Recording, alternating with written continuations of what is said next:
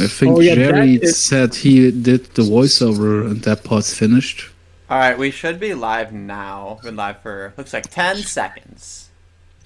Okay. Yeah, that video is going. That says there's an error. That video is going to is a video. It's a response video, right? About genocide.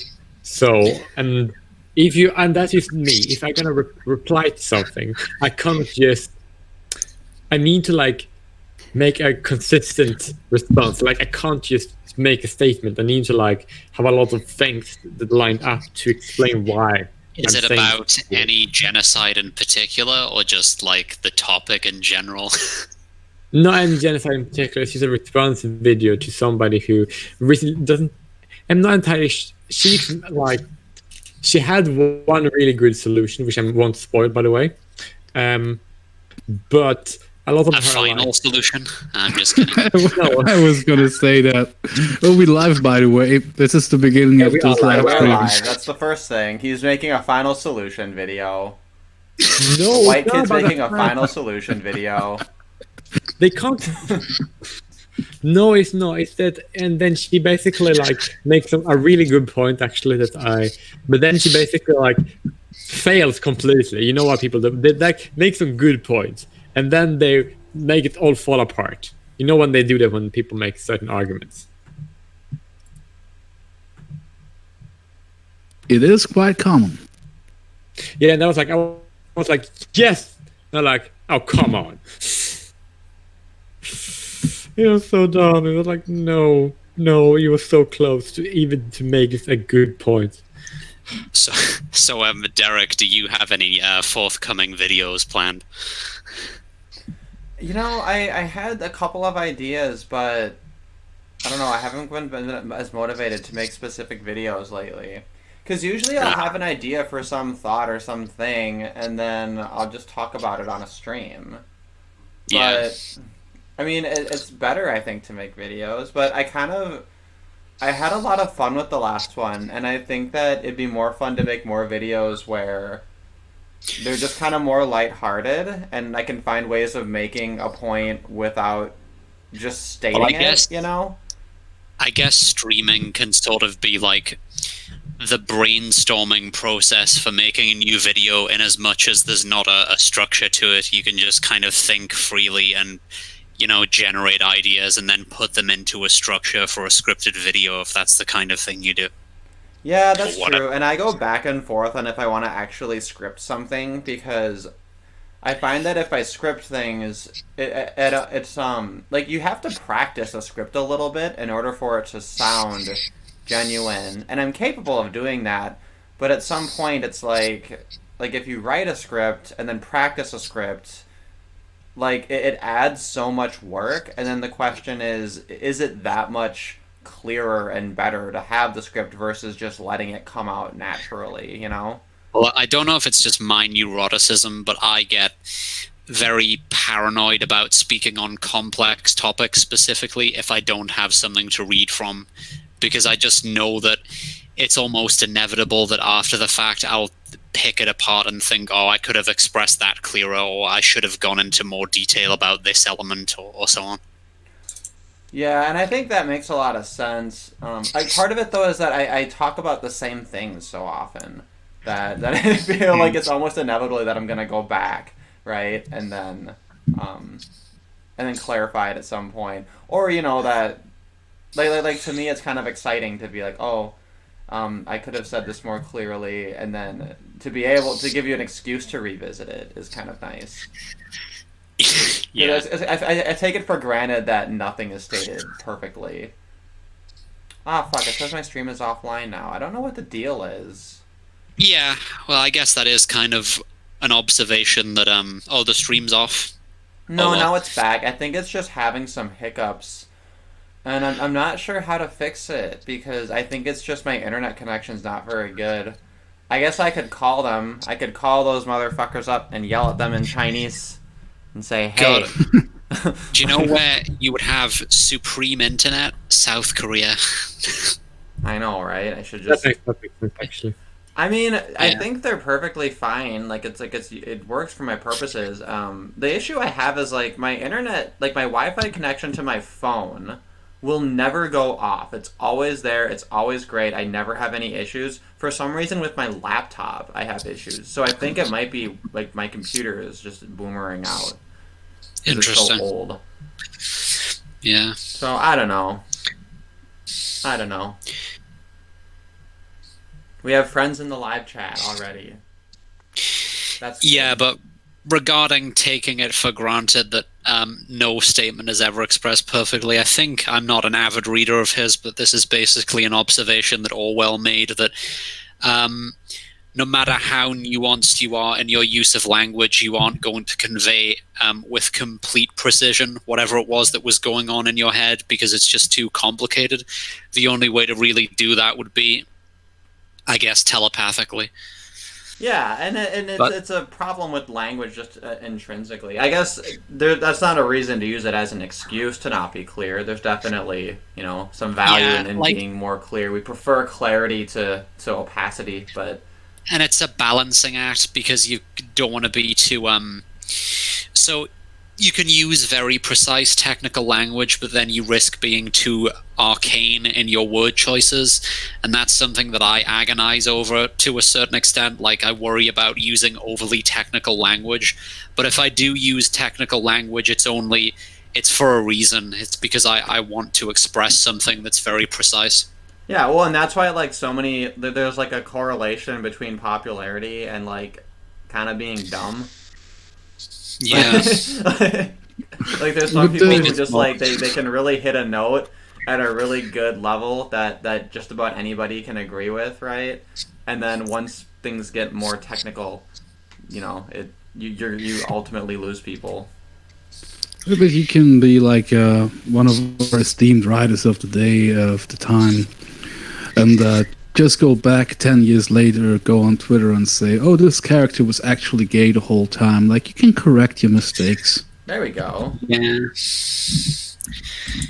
Yeah. I'm gonna Shake- go ahead and put this Molyneux tweet on here because as long as I have it up, I want to talk about it. Yeah, Shakespeare was gay and Dumbledore was gay and so on retroactively, and J.K. Rowling or whatever the fuck, she does things like that where she'll retroactively like introduce completely new things to the personalities of certain characters, and like, but for political reasons, and it's really weird.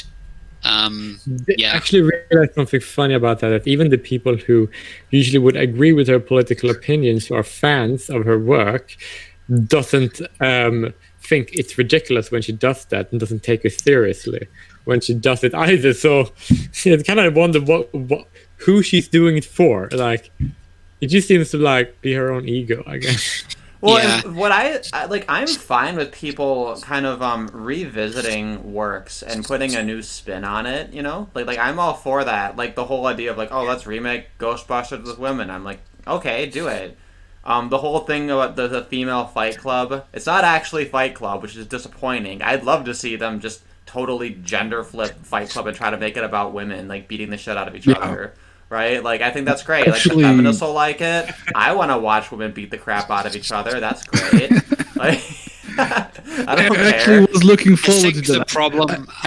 problem people would have with that is that it would just feel inauthentic because Oh, yeah. like female boxers or whatever just aren't that common. Well, But like, yeah, here- that's the funny thing, I though. actually wanted it to happen and to actually succeed to be a good movie. That's what a lot of people don't get. I criticize those shitty gender swapped, race swapped remakes, not because I don't want them to succeed, but because they suck. Yeah. I mean, but I want to here's see the thing, female though. Fight Club Most and movies it be suck. good. Most movies are really shitty, though, in general. Like Fight Club isn't really a great movie. That's a hot take. I'm gonna stand by it. It's not a very good movie, I don't think. Actually, it's pretty predictable. Like when I first saw it at like 13 years old, I was like, he's just imagining this guy being there, right? Like I'm good at picking up on cues in movies. Like I understood 12 Monkeys the first time I saw it, and people were like, oh, why was this woman on the plane? Like, did you fucking watch the movie? Like, but it's the kind of movie most people will think, oh, that's brilliant. Look at this twist. Oh, that's a good twist. Oh, But actually, it's a quite decent movie, but it's not a great movie. Let's not toot this director's horn too much. Yeah. Someone in the chat asked we should all say what is our Chinese sign. Mine is the snake. I was born just before the New Year in 90. So if you look at the year, I'm supposed to be horse, but since my birthday's early enough in the year, I'm snake. How do I find out about my Chinese sign? You don't know your I know Chinese that- sign? No, what I mine don't. is. Yeah, because it wrote there's 12 of them, right? So Jay Willie says he's the rat. Well, it's Year of the Rat now, so he's 12 years old, is what he's telling us. Which one is February? No, it's not based on the month. It's based on like the year you were born in. Okay, 1998. 1998. And you said in February. So yours may or may not be before or after the New Year, because it changes. But assuming it's after Chinese New Year, let's see. 98, so 8 years. Let's see. Chinese Zodiac. I'm going to find the list. It's pretty fun. I like the Chinese Zodiac. And there's also a cute story with it, right? Because the animals were racing, and then the order that they got is the order that they go in. And the rat won because it was very clever, and it jumped onto the ox's back, and then at the last minute jumps off of the ox and then crosses first. So that's why the rat is first and the ox is second. And then with the horse and the snake, it's basically the same thing. The snake is like, we're racing, this is bullshit, I'm gonna lose. So it picks the horse, because, like, obviously you pick the horse. I don't know why the ox would be a more rational decision to grift off of than the horse. I think because they had to go over water at some point, and the horse, like, had some difficulty. And the dragon should have won. There's a fucking dragon in the race, but the dragon didn't win because it stopped to, like, save a village. So that's why the dragon is, like, 5th place. And then the cat the cat slept through the whole thing, and the rat was supposed to wake it up, and that's why cats hate the rat. Okay, so it turns out I'm a rabbit. 1, 2, 3, 4, 5, 6, 7, 8. Don't Actually, know what that means. I think you're ox, because if I count 8 years from from horse, maybe you're tiger. I think you're either like ox or tiger or maybe rabbit. Who you mean? Me? Tiger, give or take one. Ashley Tiger? Like, I found this website. I can just post a link in the. Yeah, it says it's for a okay. year. It says those born between January 28th, 1998 and February 15, 1999 are members of the Earth Tiger Chinese. So yeah, I'm Tiger. Oh yeah, and then they have an element too. I never looked at the element. Okay, I'm a fire rabbit. Yeah, and the elements are based on feng shui, which feng shui is super interesting. Like, I found out, like your refrigerator, you have to position it in a certain way because it has metal energy, right? And metal energy comes into conflict. It, like, restricts wood energy and has a problem with water sometimes. And in your kitchen, you need wood and water energy to flow. So, like, refrigerators cause a problem. It's probably where cancer comes from, to be honest. It's just, I bet if we found a correlation, refrigerators and cancer. I'm just gonna throw that out there. If we took feng shui more seriously, we'd probably cure cancer. And it's literally, you gotta turn your fridge fucking 90 degrees and put it on the other side of the room. But Derek, since you were talking about Fight Club being kind of bad and just I guess the degradation of art and people being kind of stupid and, like, I guess the implications of that for art, because popular media has to appeal to the masses and is therefore intrinsically lowbrow and kind of stupid. So I was thinking about this recently as, like, you ever meet any of these people in any politically dissident circle? You know, these people who are like, we've got to win over the normies or something. It's like, are you fucking kidding me? Like, have you any idea how cretinous and, like, harebrained just the average person is? Even the average person who's politically engaged to some degree.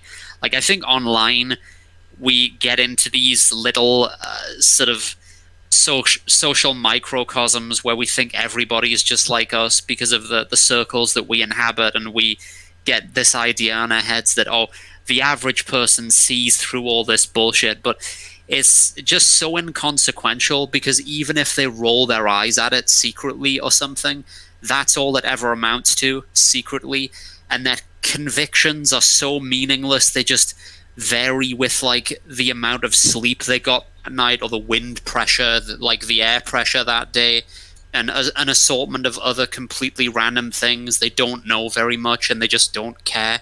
So their opposition to woke politics or feminism or etc., whatever it might be, it just doesn't mean anything, and they still vote for parties and politicians who support all this stuff.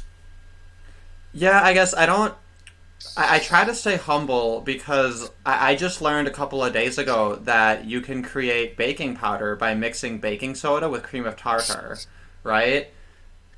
And to a lot of people, that's like super basic, right? But I don't know, I never looked it up before. And then like the other day I realized, hey, if I can't have a dog, but I really like dogs and I like hanging out with dogs, I should volunteer to walk dogs.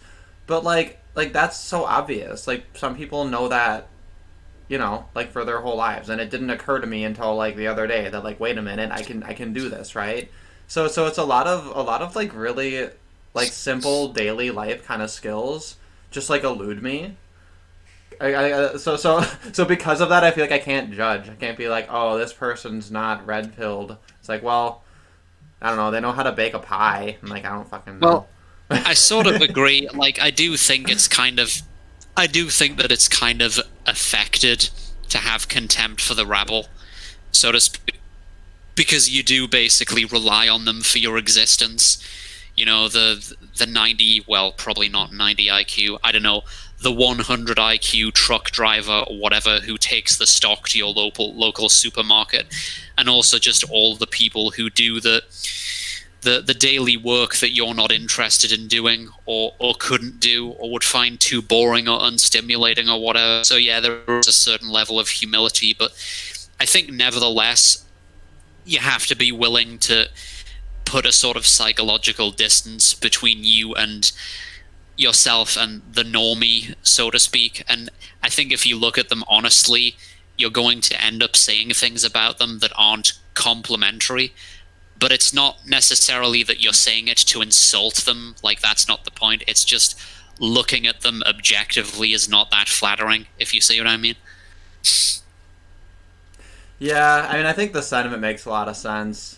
But at the same time, like when Alex Jones says, I'm kind of retarded, I was like, yeah, that's relatable. Like, sometimes you look back at your behavior and your thoughts, and you're like, yeah, you know, that was kind of retarded. Like, so who knows what I'll know in the future. I remember the computational biologist, I think is his profession, Anders Sandberg, said that he was living in an apartment complex with other philosophers at some point in his early career, and he was like, these philosophers who just spend all their, like, every waking moment of their lives thinking about esoteric problems. And he just offhandedly said, I don't know if he was being serious, but it's not out of the question to me that he was. He said, I was the most practical person because I knew how to change a light bulb. No, exactly, and it is stuff like that. But Yeah. the other thing too, though, is like I actually have had jobs that are kind of mindless at times, and they were kind of nice. So I can kind of relate to people who do like simple. Well, I don't even... No, I mean, that's, like, I don't even care about that. Like, I wasn't even talking about, you know, snobbery insofar as occupation or whatever. That's not what I meant at all. Like, I wouldn't mind being what in Britain we would call a postman. I guess you could call it a mailman, or like a garbage collector or whatever. Like, that wouldn't bother me at all. Like, my brothers have done stuff like that, and these, like, working class jobs. I don't care about that. I don't feel the need to live like an urban middle class professional's lifestyle, just as long as I have recreation, things that I can do outside work, when I'm not engaged with that, and that's the important thing to me. As long as I have those things, as long as I have leisure and some disposable income, then I don't really care how I'm making my money personally, and I'd be more than happy to do, I guess, a dirty job or whatever. Yeah, I think it's kind of a balance. I like having a job where I can like spend a lot of time listening to things. Yeah. Just something mindless to do. Jeremy said just put it in the microwave for long enough. Are you referring to baking soda? Can you turn baking soda into baking powder by putting it in a microwave? I feel like that's not true. I feel like that's not... You know, speaking of really obvious things that some people don't know, you know, some people don't understand that alcohol has calories in it. Oh, I know, That's right? Yeah. You can still find low carb alcohol though, even with the calories. Yeah. And if it's low carb, that means it's good for your healthy. Because I guess they think it comes from like they don't understand that it comes from a grain or something, which is quite calorifically dense, well, yeast. And it's like, I remember having a conversation like this with my brother where, you know, we were talking about pure orange juice, quote unquote. No, I'm trying to remember the context. Yeah, so there's something you can buy in Britain called squash, which means basically you put a little bit of concentrated cordial, like fruit juice, in the bottom of a glass, and then fill up, it's like super concentrated, and then you fill up the rest with water. And obviously if you dilute, say, alcohol with water, that sort of mitigates its effects a bit. So I used like squash, so a little bit of the concentrate water like that, in conjunction with some sort of alcoholic beverage. And my brother took exception to this because he thought, you know, he's like, well, that's a bit of a bizarre thing to do because, you know, you're adding water to it. That's going to diminish the effects of the alcohol. And, you know, in contrast to, and it was orange juice, dilute orange juice, I guess, in contrast to the quote unquote pure orange juice that you get at the store, which is just like in a carton and you fill a glass with it. It's not like the cordial, you've actually filled the glass. And I asked him, well, you know, what do you think if you go to an orange grove and you just squeeze the orange juice into a glass, what do you think that consists of mostly? And he said orange. It's so just in other orange. words, yeah. It's pure so in other orange words, blood. yeah, so he had this idea somehow that because the word pure is on the packaging, there's some sort of a pure orange essence that you squeeze out of the orange that doesn't have any water molecules in it, like doesn't have any H2O.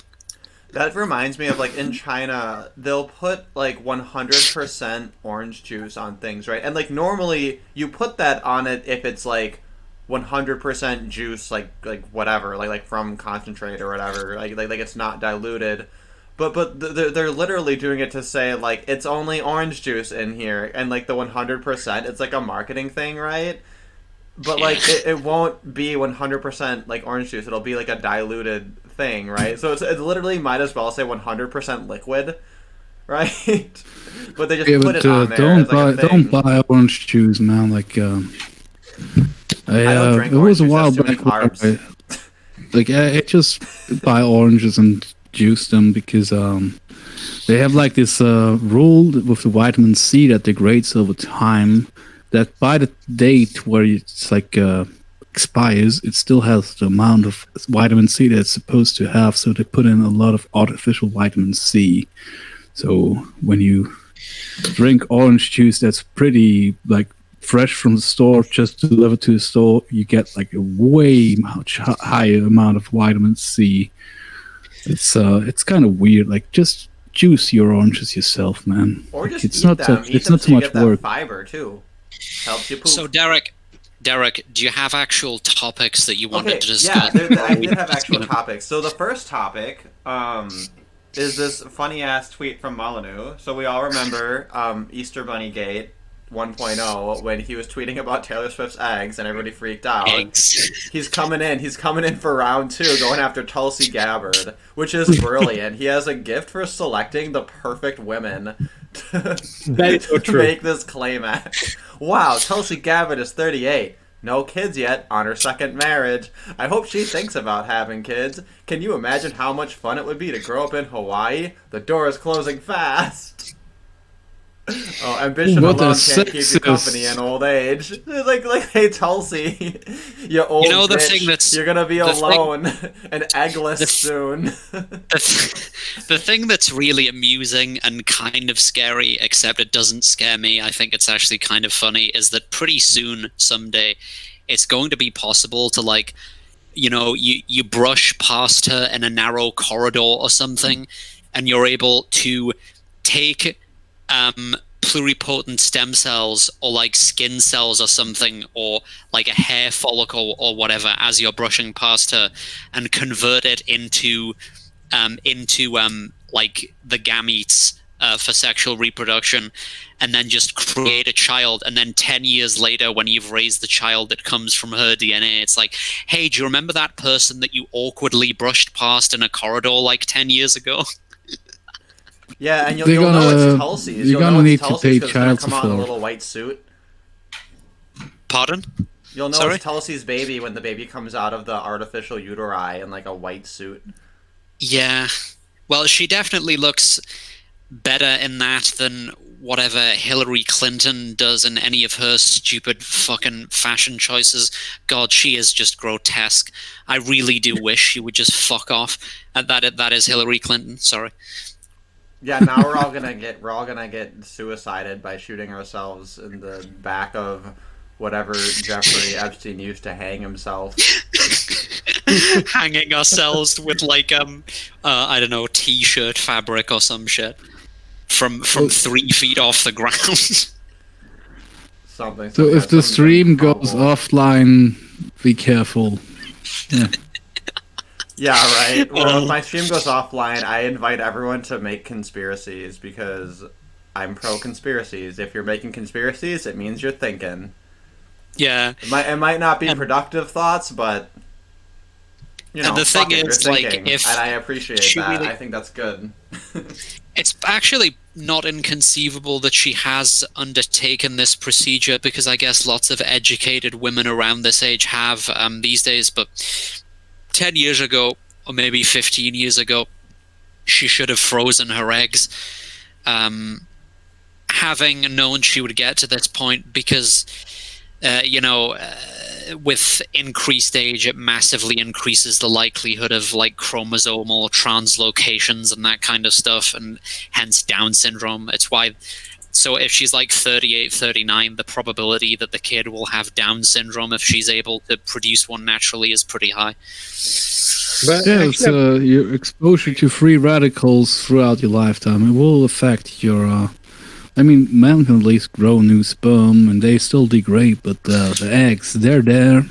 They're degrading. It know, is true. I have a hot take on this, actually. I don't believe in copyright. I think copyright is a spook, and it should not be a thing. And this means that, in theory, when we have the technology to just replicate all this DNA, right? Like, just clone all the sperm, clone all the eggs, whatever. Literally, you could go through and, like, reproduce by yourself, like, mix whatever you got. Or fuck it, even create your own wild combinations. Just go through a catalog. It's like picking your baby name. And it's like, yeah, I want Tulsi Gabbard's eggs. You can go to a dealer and say, I want a copy of Tulsi Gabbard's eggs, and Tulsi can't say shit. She can't say shit about it because she doesn't own my copy of the eggs. I own Well, to me the personally, material. I don't to create even. a copy. I own the copy. It is my copy. Just like if I have a ray gun that can scan a car and then 3D print a replica of that car, I did not steal the car. That is my car. I own the ray gun that creates copies of cars. Therefore, I own the copy that it produced.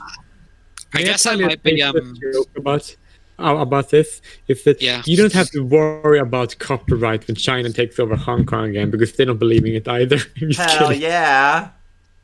Well, also, they won't stop me anyway, because I'll make the cute Chinese babies. Make cute Chinese and cute Hapa babies. They'll be like, Yeah, okay, that's cool. The future belongs to the Han Empire. they're gonna eventually start like infiltrating our countries and taking over all our institutions and buying up land, as they're already starting to do in New Zealand and Australia, and then they're just gonna invade and destroy our buttholes or whatever. Don't forget about Greece. They do it in Africa too, because they can see the incompetence of African leaders. So they exploit that, and they can see the feminism in Australasia and exploit that, because every society that embraces feminism is killing itself, and that's very difficult to explain why that is, but it's true. Sorry, well, not sorry, but. Okay, sorry. I switched what's on the screen to your recent article, Ashley, just because I think it's more relevant to the topic, actually, than Molyneux's tweet at this point. Wait, which topic? Sorry, okay. Well, talking about, I guess, intellectual property tangentially, and its relationship to making transhumanist babies out of whatever DNA you want, and particularly the dissociation, the idea that, like romantic and sexual attraction, those are separate themselves, but then also, this idea that you could just create children, and that reproduction itself then becomes separate from this entire like mating ritual, which is it's interesting, because it's like you're reading it and it feels obvious, but it's like I don't think anybody else has pointed this out. But has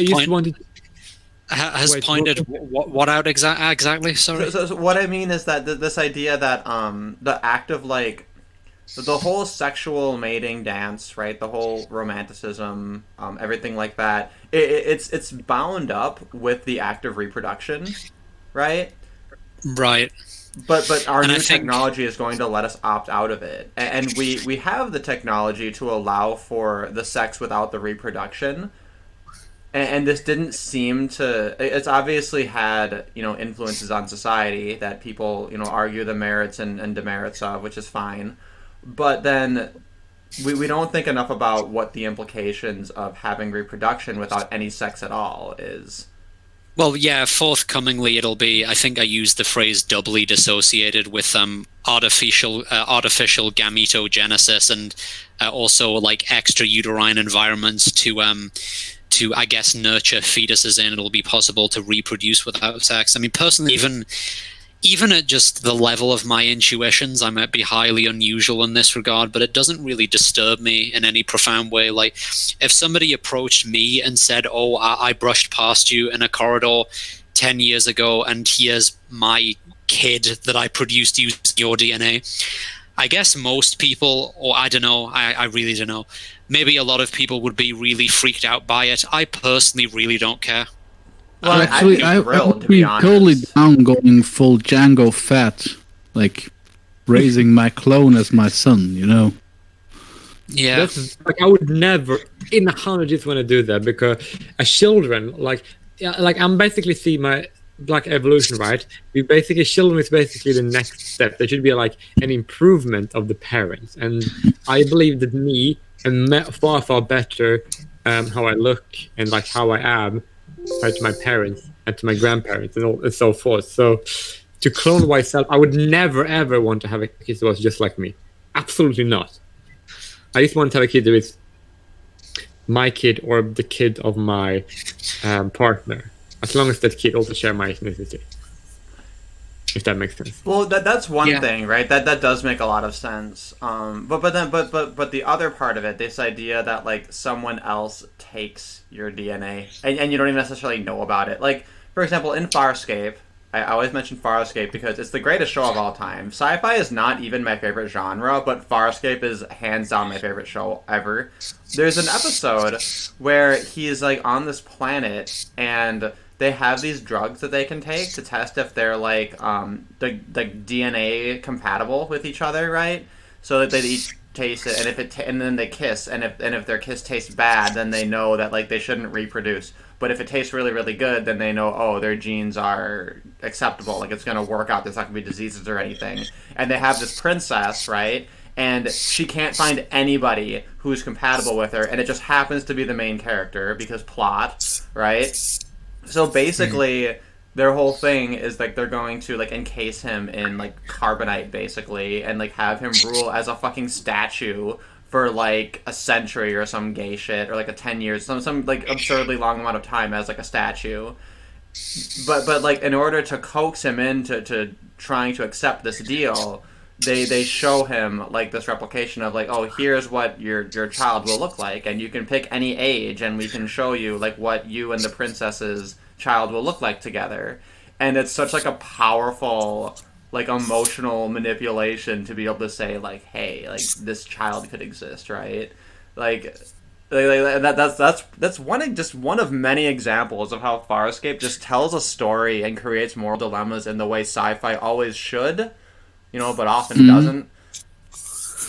I also kind of like how it's based on like this weird, discarded reality that when I was young, I learned about how we have like pheromone receptors and we produce pheromones, but we're also told to use like Axe body spray and like perfume and shit and aftershave.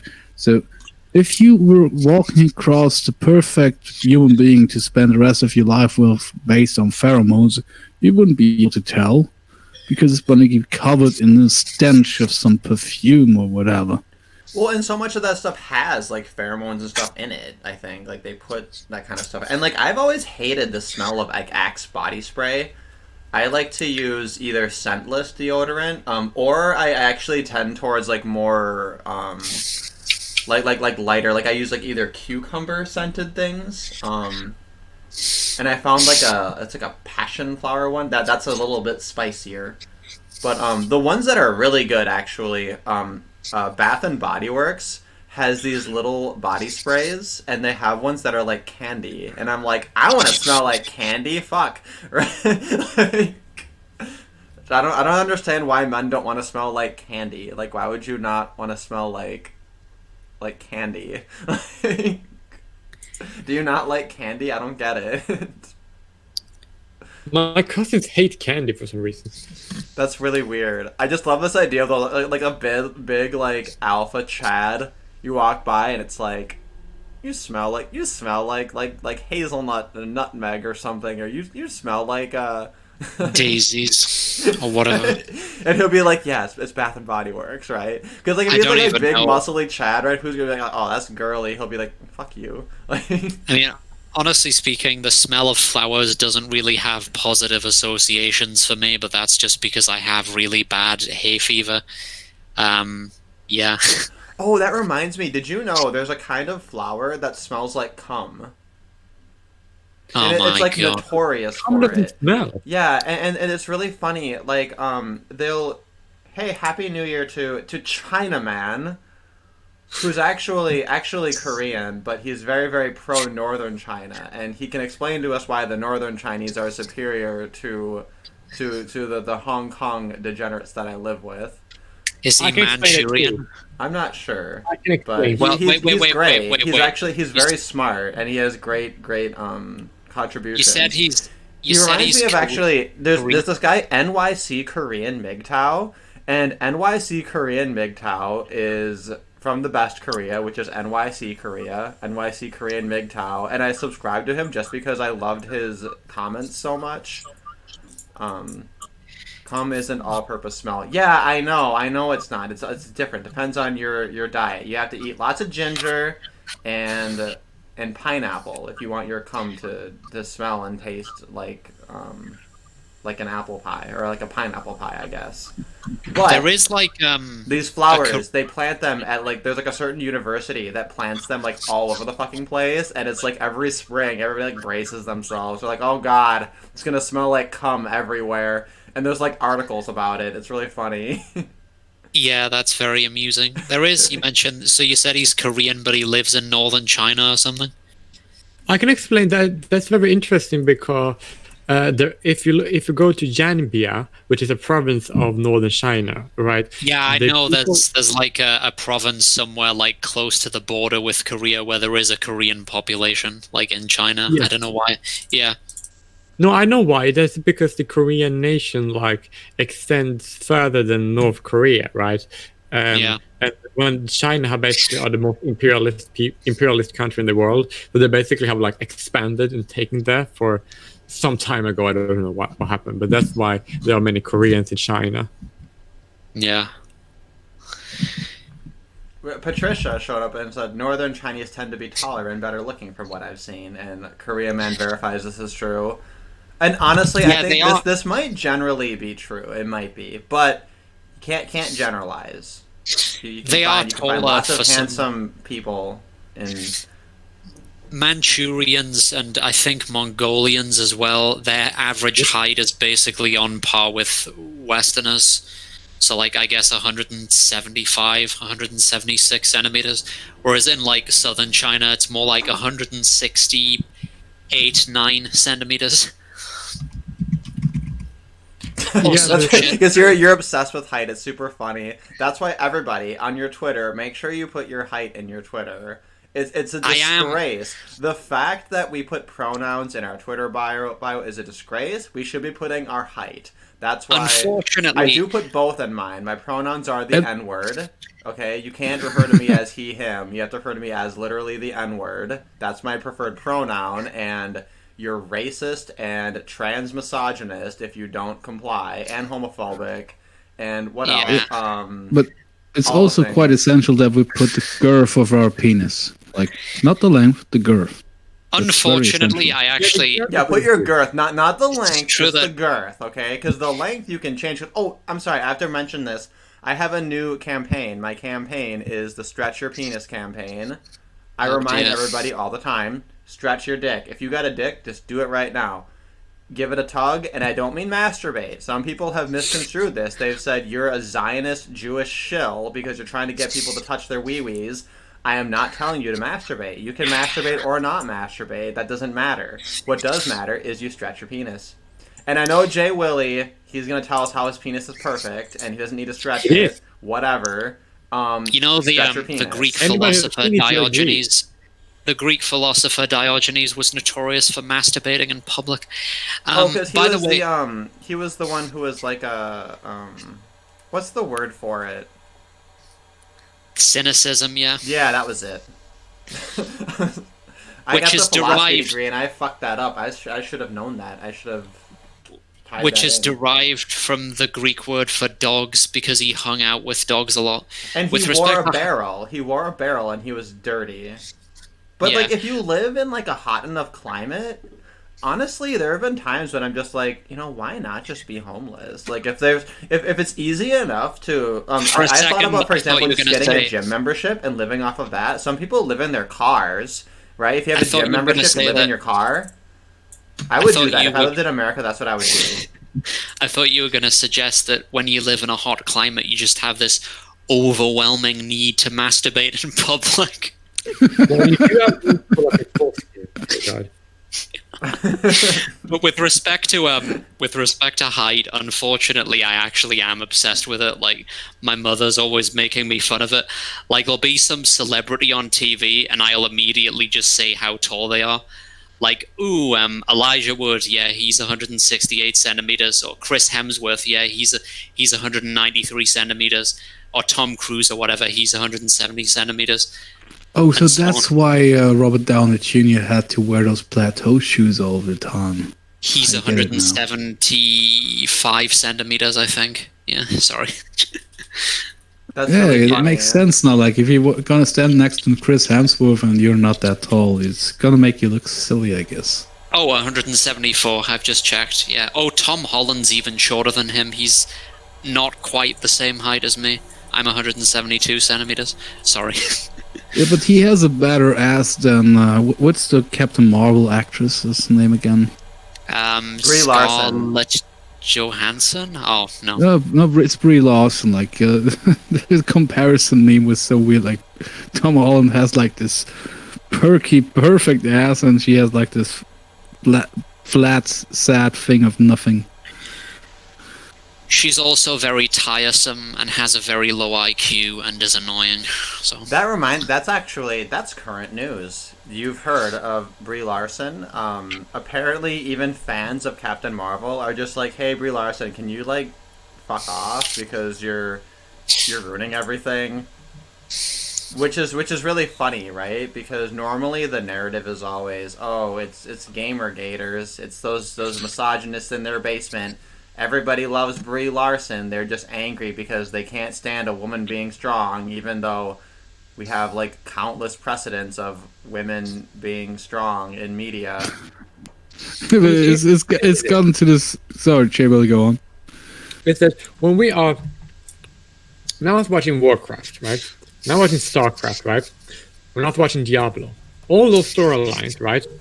There are female characters in those storylines that are very, very powerful and strong lead roles in great extent, right? And nobody makes a brouhaha about, oh my god, we have a strong female lead. Oh my god, a strong female lead. It's basically like, they basically say like we have this, they basically just make a really good character, right? And then they don't really make her gender the most vocal point of who she is. Like, that's just her gender. It's like not her main characteristic. That's just one of her most minor and most insignificant characteristics of her, right? That's just how strong female characters are. And so if they want to make a brouhaha out of it, then they're sort of like destroying the they don't make it good. They don't make good characters in that regards, because they just make Mary Sue's, and like not all the time, but like most of the time, and that doesn't really end up well. But when they are being authentic, then it was actually funny as shit that I think it was this week or last week when they apparently they made a Batwoman show based on the 2006 Batwoman, that is lesbian Jewish cousin of Bruce Wayne, unlike the other Batwoman. And apparently every made cliche an in the book. episode. Yes, and also made Bruce Wayne Jewish, but that's another can of worms. But the thing is, apparently they made the latest episode with her in costume giving an interview to Supergirl's alter ego, who is like a reporter, talking about how she's gay, like Batwoman's gay. And even the SJW types were like, that's a bit too on the nose. Like, what the fuck was that? Like, they reached the point where even their base, the people they want to appease, say that was kind of stupid. So there's still hope even for those people. I still haven't seen Captain Marvel because I hate superhero movies. They're so boring. Oh my god, I agree. Me and Prince, our biggest disagreement. Oh my god. Prince, rest in peace. But like our biggest disagreement is like I watched Infinity War and I was like, hey, I watched that movie and I fell asleep because I thought it was so boring and I hated it. And he was like, oh my god, that's fucking. He's like, blasphemy. he's like, how dare you? No, it was fucking boring. Let's be real here. I haven't watched any films in years, or any like televisual media really, or anything. Dude, you have to watch always... Terrifier. Terrifier is the greatest movie of all time. Terrifier, 2016, Art the Clown. That's the best movie. I'll take your word for it. But yeah, it's usually terrible. Like, there's always something that irritates me or rubs me the wrong way, you know? That sounds like Actually, a personal problem. You're probably just irritable. You need to I be think socially maybe, engineered. You need to be socially engineered to like movies. Maybe do you like The Shining? Like the classic Stanley Kubrick movie, The Shining? Yeah, I haven't seen that in Shining. forever. I don't even remember the plot. I mean, I remember actually, the basic plot. We all know, here's Johnny. Yeah, but it's just like I didn't. I watched like the first 20 minutes of Doctor Sleep because it was released on Amazon, and I think that might actually be one of the better movies of the last years. Like, it starts off really well made. It might turn into a complete brain whack in the process, but I think if you like Shining, Doctor Sleep might be a movie. I will not prematurely say it's great, but it starts off really good.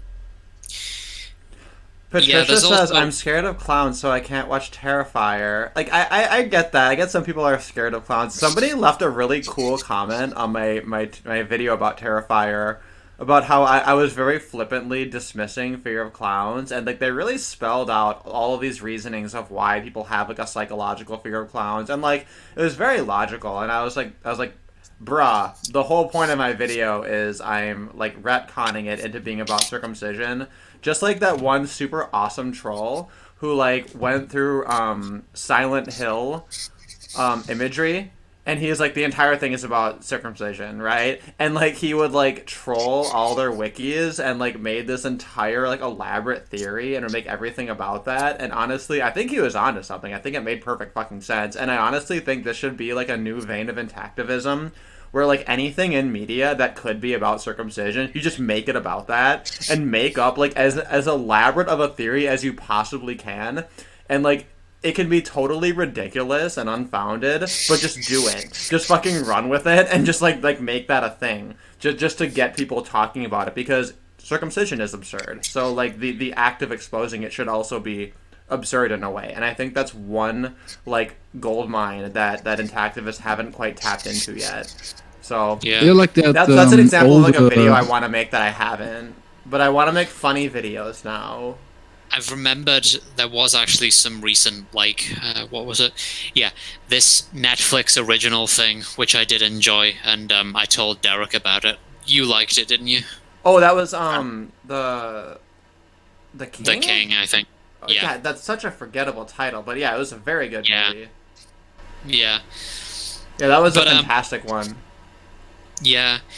It was With kind of like respect to- yeah, it was like what you want Game of Thrones to be. It was really stripped of a lot of the Hollywood excesses, so Well- it was more immersive in that way.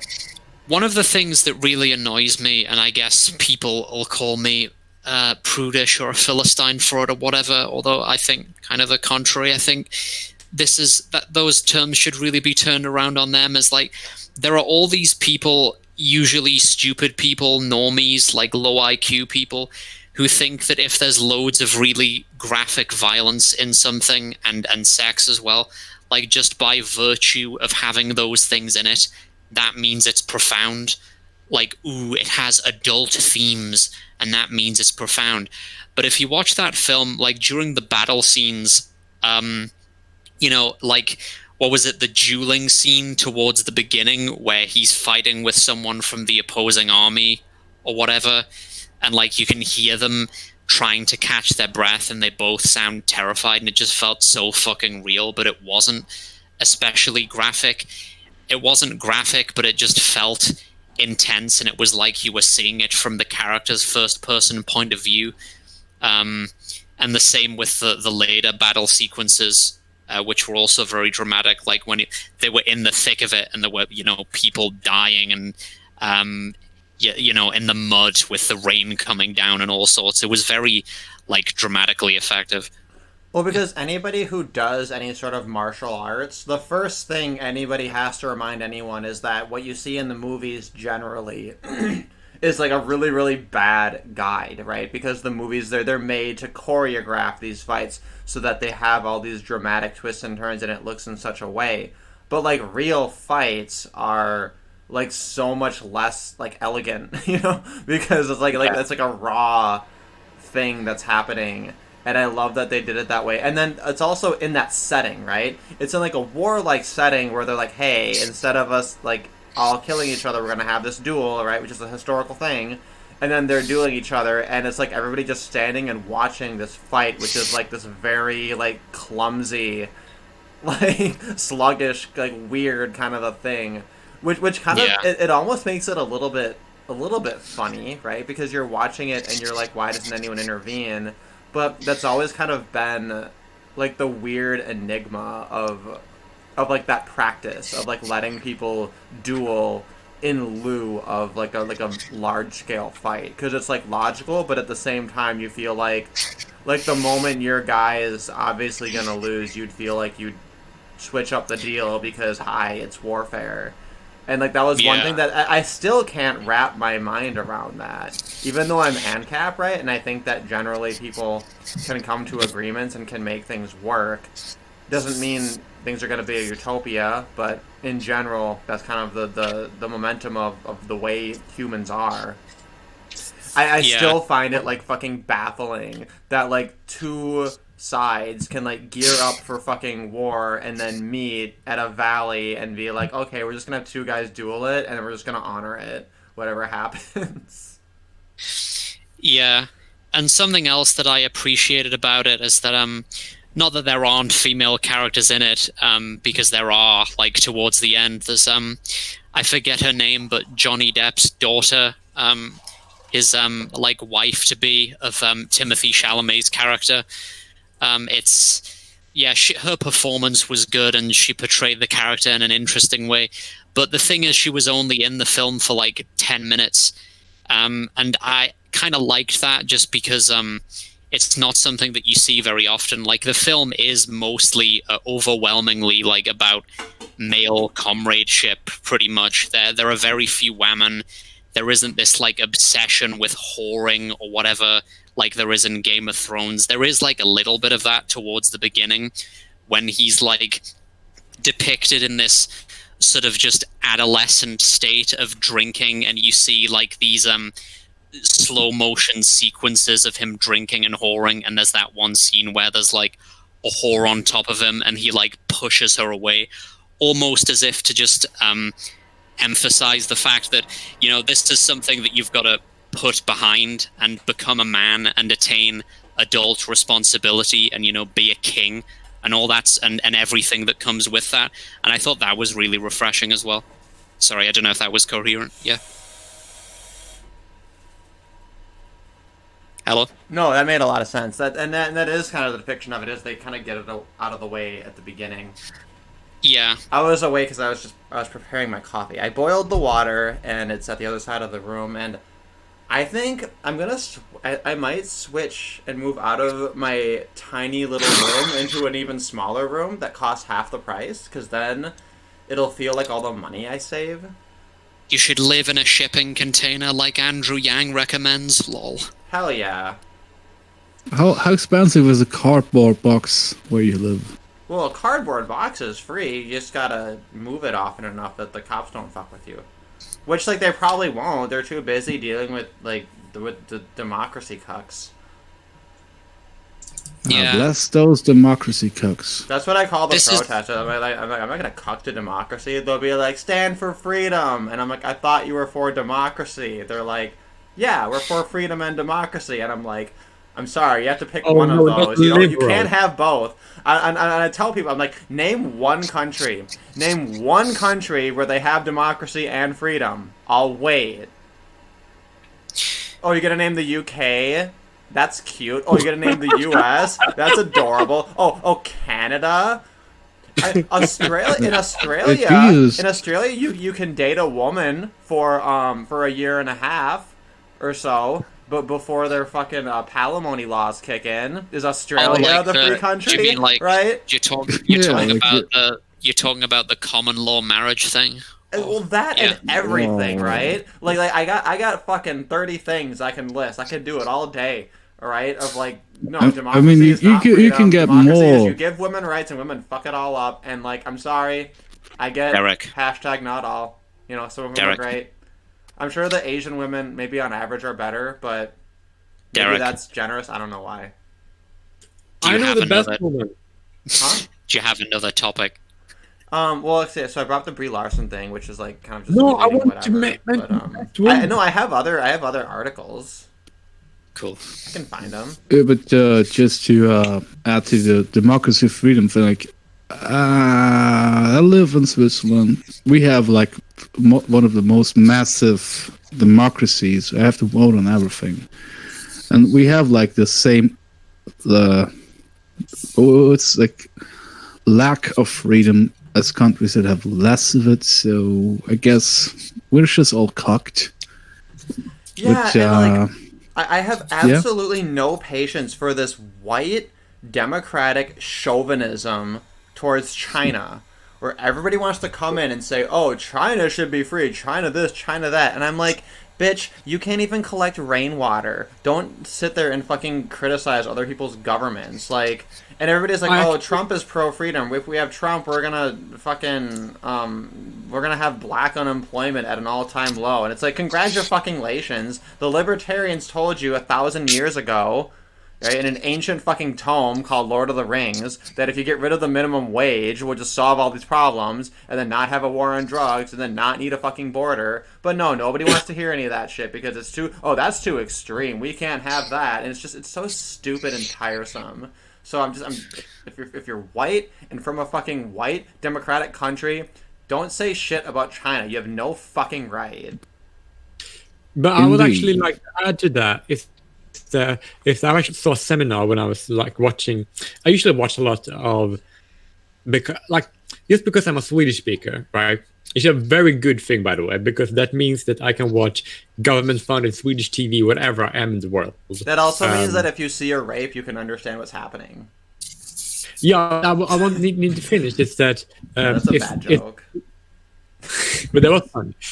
But it's the thing that it's that I can see that all the time, and I like to do it to see how crazy countries are from like to see how crazy it is. And then I see that they had like this seminar, right?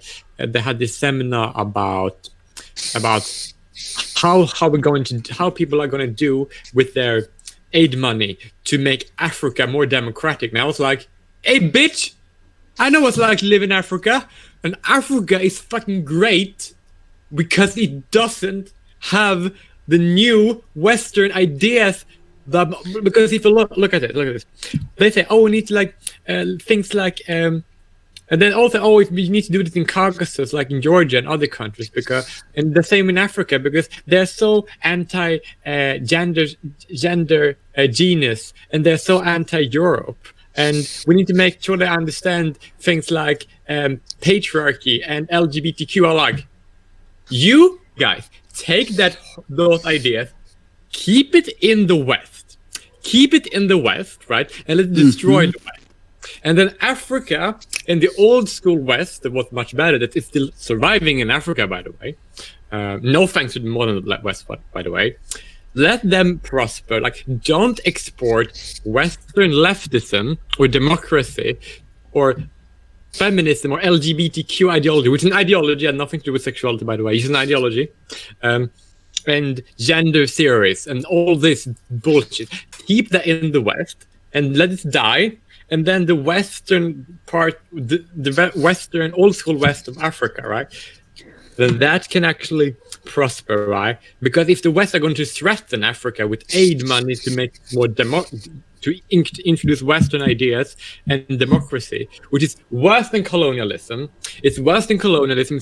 It's horrible for Africa. I don't want it. It's the worst thing ever. And gosh. No, that makes a lot of sense. Well, it reminds me of whenever you say that you're an ANCAP, it's like a meme. People bring up Somalia, right? Like, well, Somalia has anarchy, and it's like, well, Somalia has a bunch of people who think like statists fighting each other and having a war, and you could say, oh, this is the anarchic power vacuum. No, Derek, what it has is it has people with the intelligence level of monkeys. That's what its problem is. Okay, but I actually have a white pill. No, because the Somalian white pill is that the violence is all centered around the capital of Mogadishu. It's people fighting over that political control. And when you go outside to these quote-unquote undemocratic, like more tribalistic societies, they're having more peace and there's more prosperity outside of it.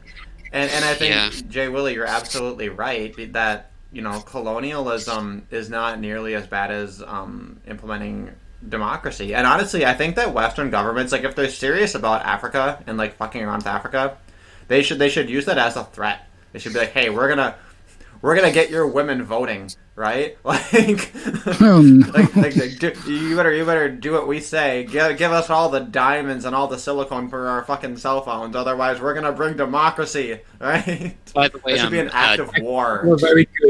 A very good example of what happened, because at one time in South Africa before. The really bad apartheid system, which was a horrible idea. I need to concentrate. It was a horrible idea, and the only reason why that system prevailed was because it was mandated by the UN. You say everybody know, apartheid was a UN mandatory system that the UN forced on South Africa against the wishes of the people in South Africa. Right? That's what happened. That what happened. Okay, and then. The good thing was that they should abolish apartheid and let the people be free. But no, decided to implement democracy instead. And you know what happened when they implemented democracy? All hell broke loose. Yeah, the black people voted to murder all the Boers and steal their shit. By the way, Jay Willie, did you say that you'd lived in North Africa at some point in a previous stream? South Africa. Oh, right, okay. North South Africa, I like that. But yeah. until it's before it's a complete tangent.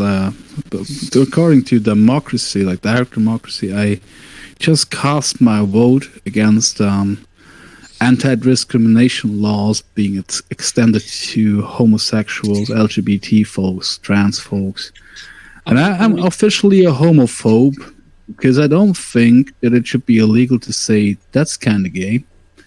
No, you're not. Switzerland right now. Because discrimination laws.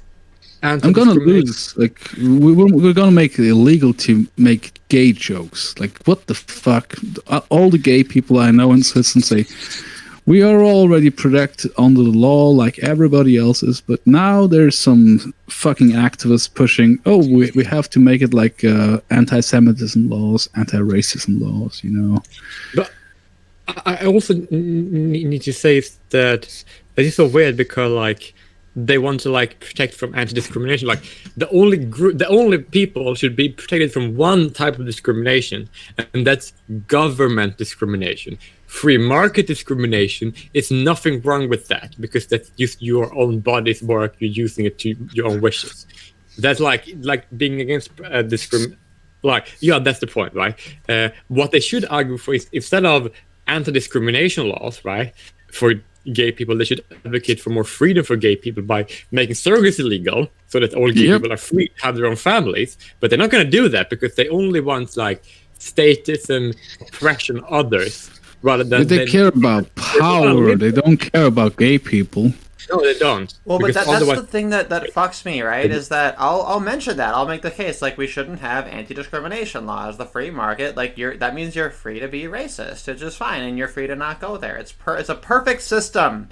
It solves everything.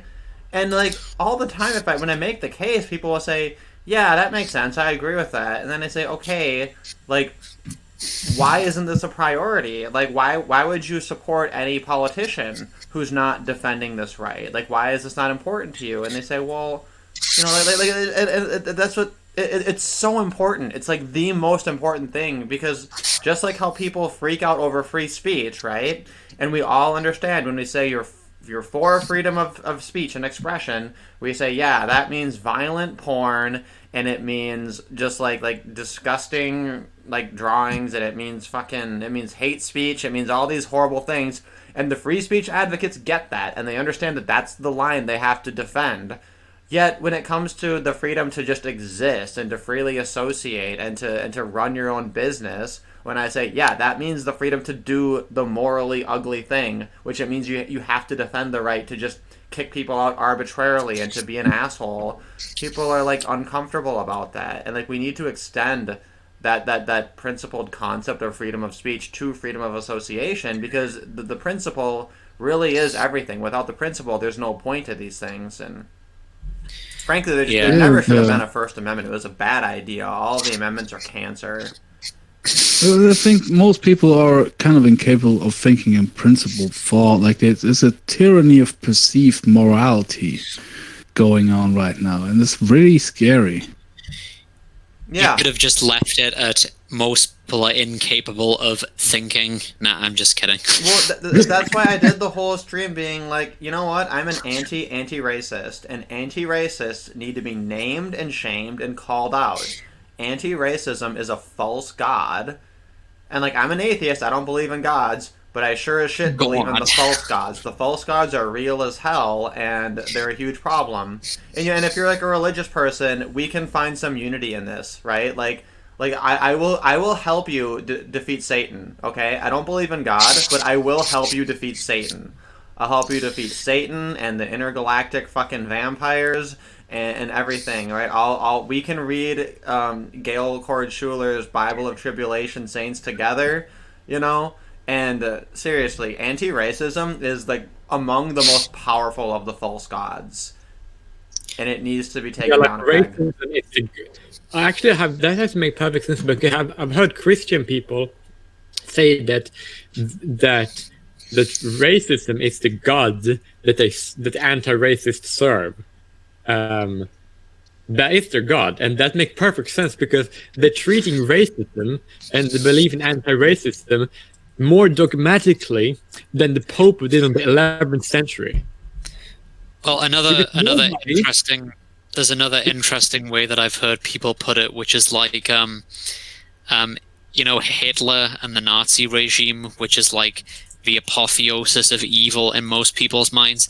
He's sort of like the negative moral center of the 21st century, or like an anti-god of postmodern morality, because you're supposed to avoid Hitlerism, and other than that, pretty much anything goes. It's like the nexus of all morality. It's really cringe. But yeah, sorry, go on. Yeah, but the thing is that actually, I'm gonna drop the bombshell. Racism is not inherently a bad thing. It is not a bad thing. Yeah, is generalization a bad thing? Like being wrong, making a bad overgeneralization, that's a bad thing. But racism itself, no. Because I actually watched a really good video by that guy T he made, and then he just said in the video that that he basically only wanted barbers to be black, and that because he assumed that their skill set to be superior than the other barbers because of his personal experience, and that he said that, well, it's just that I'm being racist, but it's nothing hateful about this. And he's right, because it's nothing wrong with being racist, even though it is like, what is wrong with believing that your own race is superior in one way, in that way specifically is a good example. Is that because it's not. It's like if I basically say that, wait, I don't know how any racist thoughts myself that I can think of, but those things aren't bad, and we should stop stigmatizing racism, because that's not nice to like people that have racist beliefs, because it's like if someone says, for instance, the white race is the best, but like, it's a sort of a cliche that you're allowed to say it's okay to be white, or you're allowed to say something like, it's okay to be white, but I don't hate other people. That's kind of like the acceptable window of I guess racial in-group preference or whatever for whites, for people of European descent. But other groups don't have these boundaries around the concept. They actually will just say black people are the best, Asians are the best, or whatever, and they don't mean it in some. Yeah, they don't mean it in some metaphysical sense, but they just they'll just say that, and they don't feel the need to tag on to the end, but we don't hate other people, because that's obviously not an implication of that sentiment at all. Just liking your own, it's whatever. Well, and you know what that parallel reminds me of, actually, is with the Brazilian gay Jesus special. That was another video I was thinking of making and then never made. I was going to call it Two Islams, where when Christianity becomes the second Islam. Because I posted that on Facebook. I was like, that gay Jesus special actually isn't that bad. It's kind of like a shitty B version of like a Monty Python sketch. Like, it's very funny. Not very funny. It was okay. Like, it wasn't so bad. It was pretty short. It's only like 40 minutes or something. But everyone was freaking out over it because they're like, why is Netflix promoting this around Christmas time? And it's like, well, they're promoting a Jesus-related story around Christmas time because it's like seasonal. Like, it makes sense, right? But the whole joke is, during the temptations of Christ, he goes out into the desert, and it's called the first temptation of Christ. And the idea is that Satan appears to him as like a... Well, that's a spoiler. I'm spoiling it. Sorry. But so Jesus comes back, right? He comes back from the desert, and Mary and Joseph are throwing a party for him, and Jesus is like introducing his boyfriend, and it's really awkward, right? But like Jesus's boyfriend is like this flamboyant guy, and like he just graces everybody with his presence because he plays music and he's very funny, and he like bonds with Jesus's aunt and everything, and it's very funny. And the twist is that it turns out Jesus' gay lover is Satan, right? And Jesus has to like reclaim his purpose and get back on the right track. But it also involves Mary and Joseph accepting the fact that he's gay. So it was very funny. Like that was this twist that these Christians who are so angry about the special don't realize is that Jesus' boyfriend is gay and it's Satan deceiving Jesus, and Jesus kills his boyfriend, like casts him down into hell, and then continues on with his quest, right? Yeah, So it actually isn't tempted even to- like it's a little bit unchristian in that like Jesus gives into the temptation, at least at a point. But the point was that after this happened, the company that produced that comedy sketch got like fucking firebound by a bunch of angry Christians, and I'm sitting here like this Yeah. is why like the reason you don't have a Muhammad version of it. All these Christians are like, why not a Muhammad version? And it's like, well, the answer is because Muslims are a bunch of fucking terrorists and they're gonna fucking blow your shit up. Right. And the Christian It's actually response pro- wasn't like, oh, I guess the fact that we're able to have this Netflix special is a measure of our virtue. No, instead it's, well, fuck it, we're gonna be like the Muslims too. They're all like fucking like wow, this is so based and red pilled. They fucking firebomb those people. And it's like, are you fucking kidding me? Like you'll on the one hand talk about you're so superior to the Muslims because the Muslims are a bunch of raghead fucking terrorists, right? And then on the flip side, you're gonna be like all happy when the Christians do the same fucking bullshit. So it's like, so what is it? Do we have two religions, or is it just two Islams? I'm kind Yeah, of, but now to- that you mentioned But it, that's I'm what it is. tempted That's what it is to- with the whole like white people say it's okay to be white, but not the other things. And then all the other races can say, oh, we're the best, and the white people are like, okay, whatever. Like in that situation, the whites are being the tolerant Christians who are like, fine, you can just say that you're better. It doesn't bother us that much. And it's like we have to choose what standard is it, you know? Yeah. Like, I'm I would tempted actually now like to review that and give it like a neutral or positive review, just because I know that tradcons don't like it. I've actually done that before. I reviewed this gay film a few years ago in 2017 or something. It was called, by this Italian director, Guadagnino, or whatever his name, I think that was his name, Call Me By Your Name, which was about this like PhD student in northern Italy having a sexual relationship with the 17-year-old and so on. And I gave this like really glowing, amusing review of it. It was kind of badly written in retrospect. But I think that I think I've heard of that one actually. But Yeah. I'm gonna start It saying was- that anytime I watch gay porn, I'll be like, oh, it was a film. It was directed in 2015. It had an Italian director. It was a gay film. Wait, Yeah, what? of course, obviously. But the thing about this whole attack on that studio is like, in the West, people have like this bigotry of low expectations against Muslims. Like, you can't make fun of Muhammad; you're gonna get a terrorist attack and stuff like that. The problem with that is that it's actually accurate, because if you make fun of Muhammad, that will happen, and you do get Yeah. terrorist attacks, and they do go out and start killing people.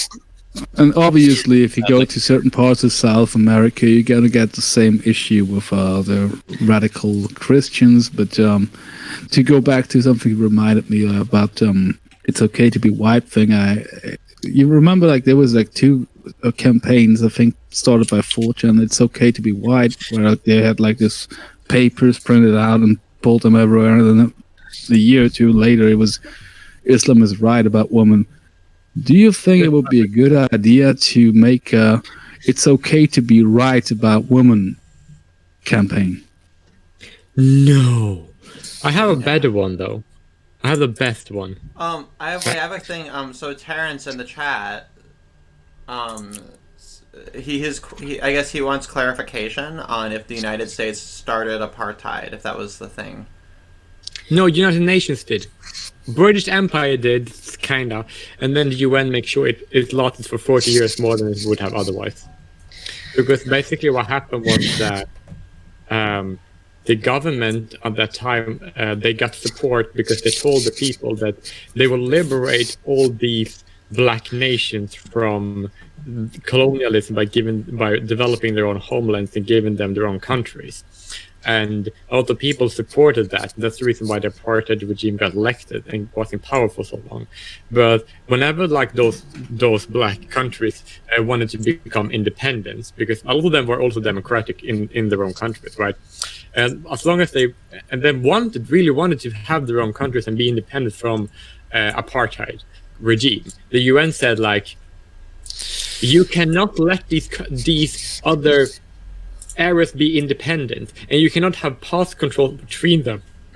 People are like, why can't we have pass controls? Because we're two different countries. Why do you want to force open borders between two different countries that are completely different stories, different people, and different cultures? They're like, you need to remove apartheid. They're like, okay, we do remove apartheid. We let all the countries become independent. Like, you cannot make these countries independent. The UN gonna block it.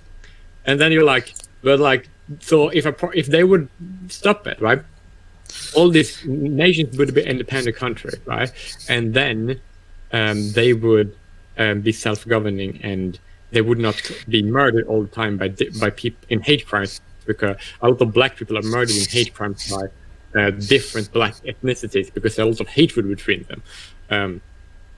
So what happened is that the UN basically made sure that the apartheid lasted for 40 years longer, and they basically make sure that the current regime, which is super corrupt, is in place, and they also made sure that the death toll of black South Africans is off the roof, all because of the UN and the borders given to South Africa by the British Empire.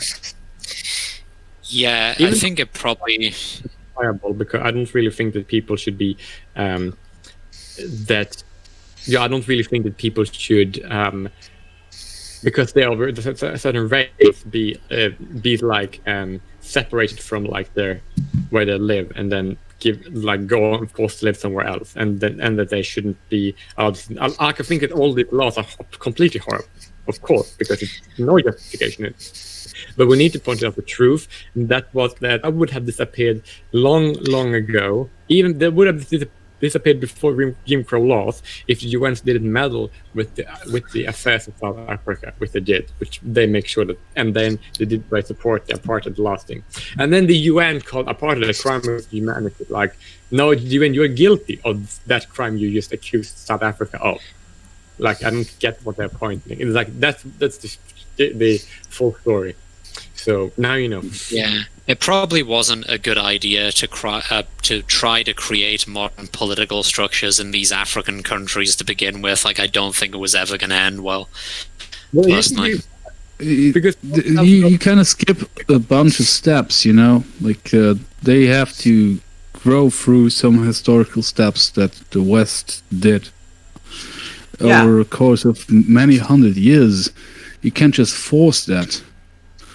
Yeah, and it's just like how people freak out over sweatshops, and it's like that's the Industrial Revolution. Like, that's these countries moving through capitalism into modernization. Is like that's what you had.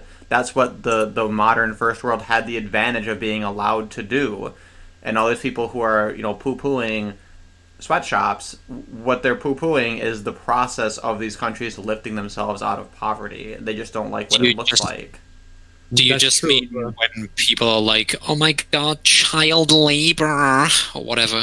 Yeah, and it's like they're doing that labor because it's preferable to their alternatives, which are probably dying. About as either dying of starvation, or it's like equally hard or comparatively or probably even more severe labor, like on a farm. It is so fucking hypocritical because when people in certain countries do horrible shit, they say, oh, we did that stuff 70 years ago in Europe. We can't criticize them for it. But when they have child labor, it's like, when did that stop? Like 80 years ago? 90 in some countries? Like, we're not... What the fuck? How do we make the decision, oh, it's okay to do that because we used to do that?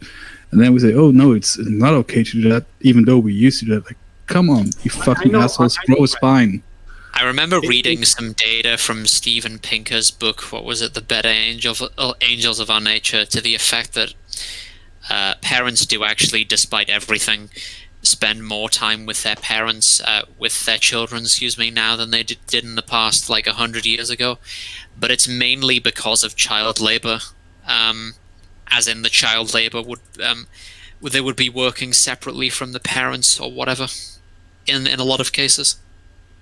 Yeah, that is very true. But the thing I want to mention is that they also push this environmental regulation in African countries, and that makes sure, and that the result of that is the living condition for the Africans becomes really bad, and the people whose lifespans and like health get hurt the most are just happen to be black women that are hurt the most by environmental regulations.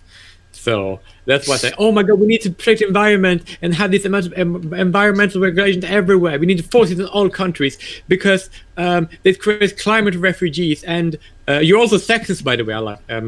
You are the one killing black women. Like, what are you talking about? Yeah, if this one's a big environmentalist, ask Greta Thunberg why she wants to starve a bunch of African babies. Yeah, exactly. It's How like, why do dare you? How dare How you? dare you? You have stolen my hopes and my childhood. How dare you? You've And now stolen you- my virtue. Wasn't it recently revealed that her dad writes all her Facebook posts? Oh yeah, the it's Facebook glitch contested, with but the it seems the update. It was like an Indian dude and her dad writing in first person as Greta Thunberg. It was beautiful. Yeah, that's in there. So, okay, I want to mention, I put this article on the screen a while back, because I have articles, I have topics, although I think we do a good enough job rambling. No, yeah. But we mentioned women, therefore this is relevant. Woman. I found this published earlier this week, and I thought it was very interesting, because feminists love to harp on about the ERA, right? They're having their Women's March, which is a joke at this point. It's very funny. Everybody on Twitter is just like, aren't you guys a bunch of like anti-Semites and hypocrites? Which I think it's very funny just to see the left eat itself. But the point is they push the ERA all the fucking time, and now apparently Orange Man bad because Orange Man, or at least his White House, is putting a stop to the ERA, the thing that the feminists love the most. They want a constitutional amendment that says that women are equal, right? And it's a terrible idea. As written, it's something the MRAs would support, but my understanding is this is the original fucking 1970s ERA, the Equal Rights Amendment, which includes the Hayden Rider, which says that men and women are going to be equal, but anything that might disadvantage women doesn't count. That's basically the ERA as it stands right now, is men and women are equal, but this absolutely cannot result in anything that will make women be inconvenienced or have any responsibilities to others in any sort of way. So this article, basically, it's just saying that there's this issue of a time limit. When it comes to bills, you're supposed to, like they expire if they're not passed after a while. And they're basically saying, but this is for women, so therefore the time shouldn't count and there should be no rules. And fuck you for enforcing the rules, and it's sexist. And the White House is like, you need to, like, either bring it back, like, to the Congresses. Like, you have to, like, re-proposition it so that we can talk about it again, because there's a deadline, right? Like, it needed to be passed by 1979, right? Like, we're 40, almost 50 fucking years overdue with this bullshit, right? And they're like, no, that shouldn't count. We could just vote to change the deadline on the thing. And it's like, no, just make a new fucking law. But anyway, so it's all very funny. What are you overdue? I just got back. Okay, this is the Equal Rights Amendment. It was the time limit for getting this passed, getting it ratified by all these states, and having it become a thing with the Constitution is 1979, right? But they're gonna push it anyway because they're like, well, we can just change the rule on the deadline, right? So keep it because we're gonna change the rule on the deadline, and it's like, no, fuck you. Like make a new one and get rid of the fucking Hayden Rider, and then the MRAs will help you. But of course, this whole idea of a constitutional amendment that includes an explicit protection for equality is just a horrible idea. Yeah, well, introduced by Alice Paul. Fuck Alice Paul. It's difficult enough to even convince American women that it's not morally acceptable to cut parts off males' genitals because they find it sexually gratifying. like talk about sexual objectification. It's actually a thing that people say, oh, circumcised dicks are gross. They're gross. So therefore it's okay to chop parts off children. Like, they literally just have no morals or principles or like thoughts in their brains. It's very sad. Sorry. Well, and that's the thing is you don't even Just have to to use correct you there, you circumcision. You can said use any men's circumcised rights meant issue. You can use intact. any men's issue to make that same point. Like, Amores, you can make that point. It's a one-move checkmate from 15 fucking directions, and it's literally because they just never analyzed the male experience with any seriousness at any point. Yeah, but Nope. the thing I was wanting to mention in regards to the previous topic is the best conclusion, and that would be that the next poster after it's okay to be white and Islam is right about women. The final one that would be leftism is the ultimate expression of white privilege. Oh, sure. Yeah, it's the alpha white privilege. Like it's brilliant. They can't like what they gonna be able to say against that? Well, that's the thing, though. They don't care about the consistency because they have no principles. But I also like to point out that talking out I don't against think- the ERA I don't is think actually the consistency- minority speaking out against it. Like, most human beings are female.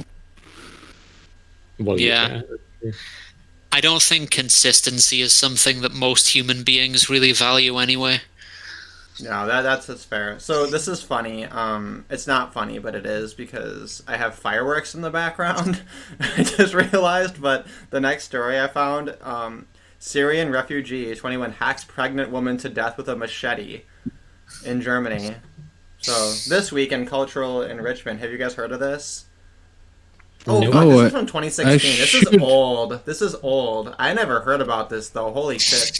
When was this? In 2016, apparently. I thought it was new because it showed up on my timeline, and I just saw the date now. There's Yeah, but I 2016. didn't hear about it in 2016, I so didn't they were hear about trying this to at bury all. that. Near a doner kebab stand. It happens, It unfortunately. just happens.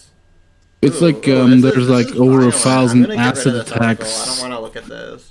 But I just realized, like, I put this headline up here: Syrian refugee hacks pregnant woman to death, and then I have fucking fireworks in the background, and I'm like, optics. Well, Did you It is not your tangentially intention. relevant? Only tangentially relevant, I guess. But did you see the more recent exposés about, I guess, the sexual grooming rings or whatever in Manchester in Oh yeah, they Britain? finally admitted. They finally totally admitted what we've known the entire time, which is that these woke ass fucking police are just turning a blind eye because they don't want to be accused of racism. And they won't get punished for it. Yeah, no, because government is all about accountability, right? Without the government, who's going to, decide that they should be the arbiters and have a monopoly on this service to protect people and then not be held accountable for it? Without government, who's going to do that? And it's Yeah. just like I've heard from several sources that in the last year it's been already 20,000 girls still subjected to this. It's not stopped. It's going on as scheduled, I guess. But isn't Yeah. it kind of genocidal though? Pardon? Isn't that kind of genocidal though to target pregnant people? Well, yeah, I would think so. It's like a baby genocide. Baby No, as but in it- size, not literally a baby, but also literally No. a baby. That's not my point. My point is that if you are trying to prevent the people from reproducing, then that is objectively a genocide. That's interesting. But does it interesting way say to put which it. group the pregnant woman belonged to? Because as far as I know, in Germany, most of there's like about 2 acid attacks on Muslim women by Muslim men in Germany every year for like 10 years. So I don't know about context. No, but the thing is, but like if you target a different population, right, or your own population, any population, this could be like mapped out to like explain in a way, if that makes sense, for like preventing them from like reproducing, then that is a genocide. Right. So if it's your own women and you're just keeping your pimp hand strong, then you acid attack them. If it's an outgroup woman, you kill her and her baby because you're genocidal. Yeah. But that's genocide. We'll have to ask Molyneux if acid attacks hurt the eggs. We'll have to ask Stefan Molyneux if acid attacks hurt the eggs. Sorry.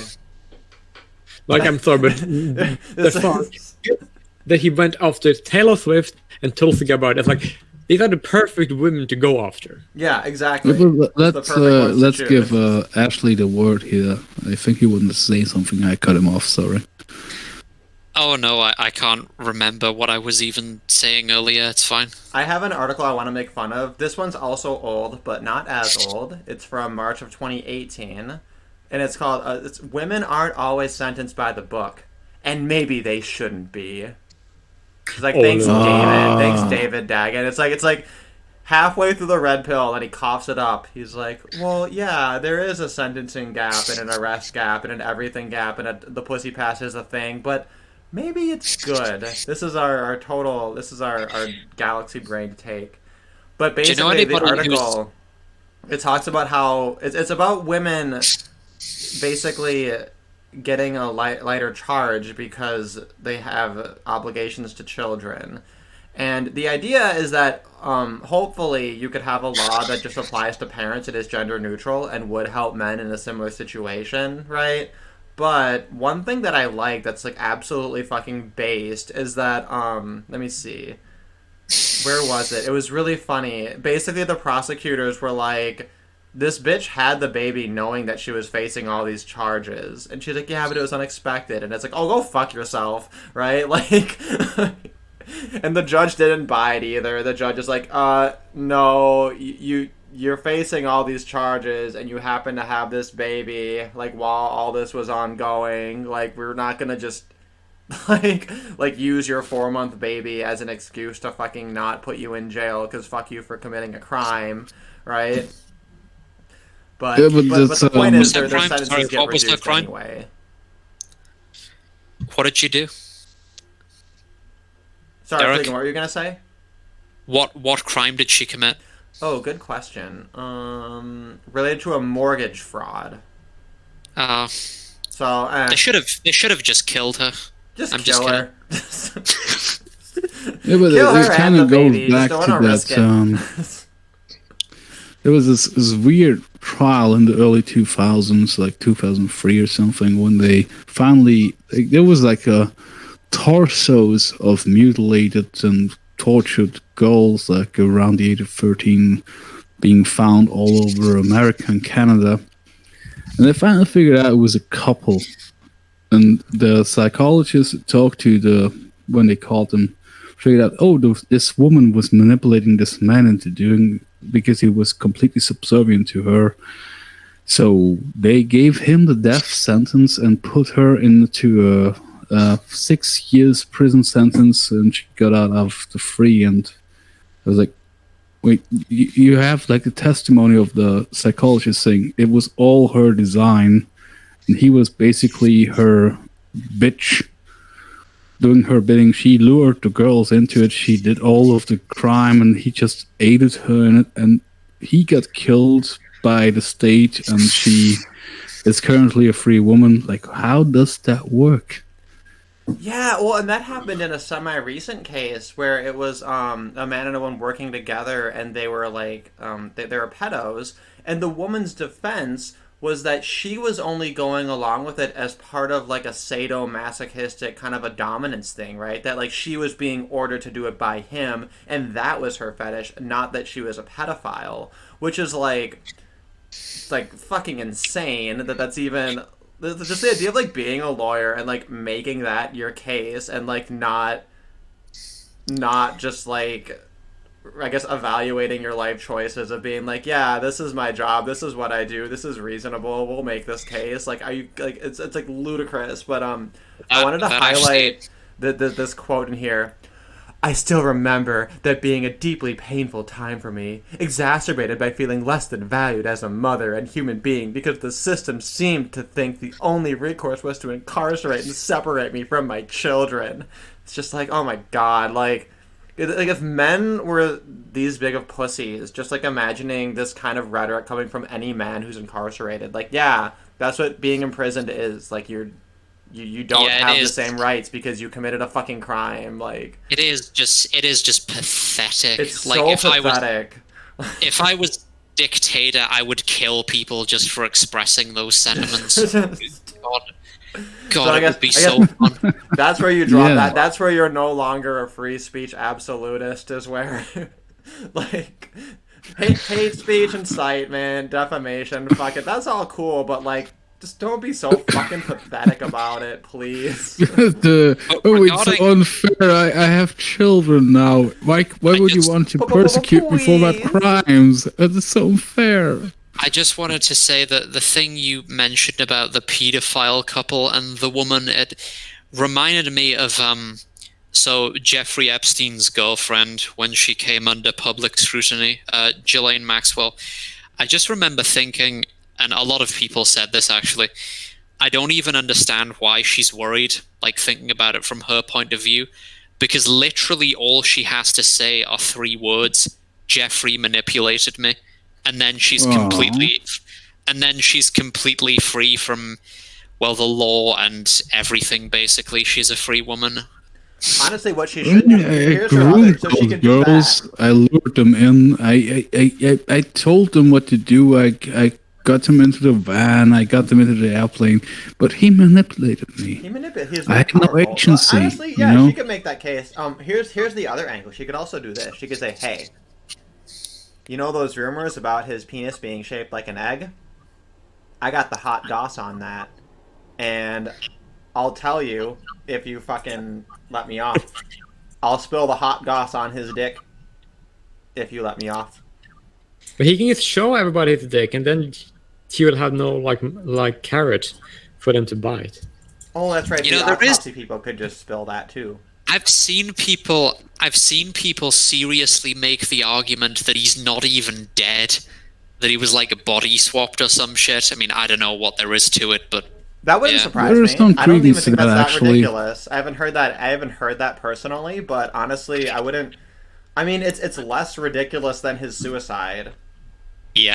Yeah, there is some credence to that because it was just like all the cameras turned off at the perfect time. There was the switch of the guards at the perfect time.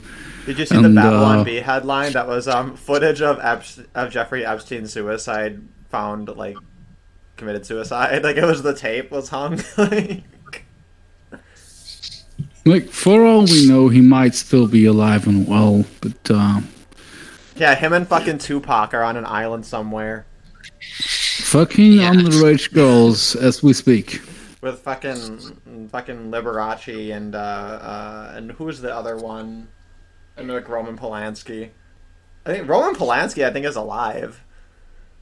Yes. Yeah, unlike Kurt Cobain, which probably isn't because he was against that shit. So That was one of my favorite stand-up Look. bits. Was a comic who he was like, you know what? Fuck it. This is produced by Roman Polanski, and he literally puts it in the credits because he's like, what's he gonna do? He's gonna come here. He's gonna come here and enforce the copyright. Like, nope, I don't think so. Like, this Jesus live fucking stream is Christ. produced by Roman Polanski.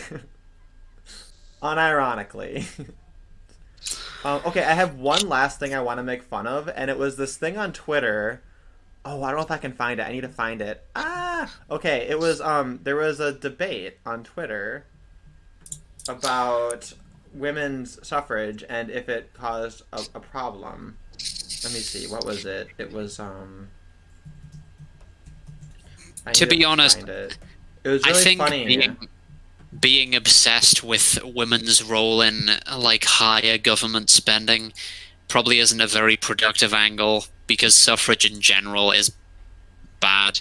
And it's like if you're going to say, well, this group of people votes for policies that we don't like, therefore they shouldn't have the vote, you may as well just abandon democracy wholesale. And that's kind of what Yeah, I okay. advocate. Yeah, I And I agree. get I'm definitely anti-democracy. I say, the issue isn't repeal the 19th. The issue is repeal voting itself. But in Britain, Yeah. like, I don't know about the United States, but this is my problem with it. There are a lot of like really salient issues that are never voted on. Like the British people never really had a vote on whether or not they wanted to be demographically replaced in their own country. And I don't think, we didn't vote to enter World War One. We didn't vote to enter World War Two. Nobody voted for the computer to be invented, and the ramifications that had for society were just enormous. So the most salient things in society are never really voted on anyway. And Well, for yeah. you, around here, like, I still remember when I was like 17, we had a vote on abortion laws when I couldn't vote.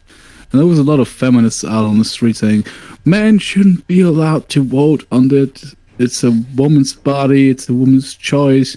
And the men voted for abortion rights. And when in 2013, I was, allowed to vote about the draft. yeah, in 2013, we voted about the draft in Switzerland. We wanted to get rid of it. And it turns out, if the women hadn't been allowed to vote on it, the draft would have been abolished.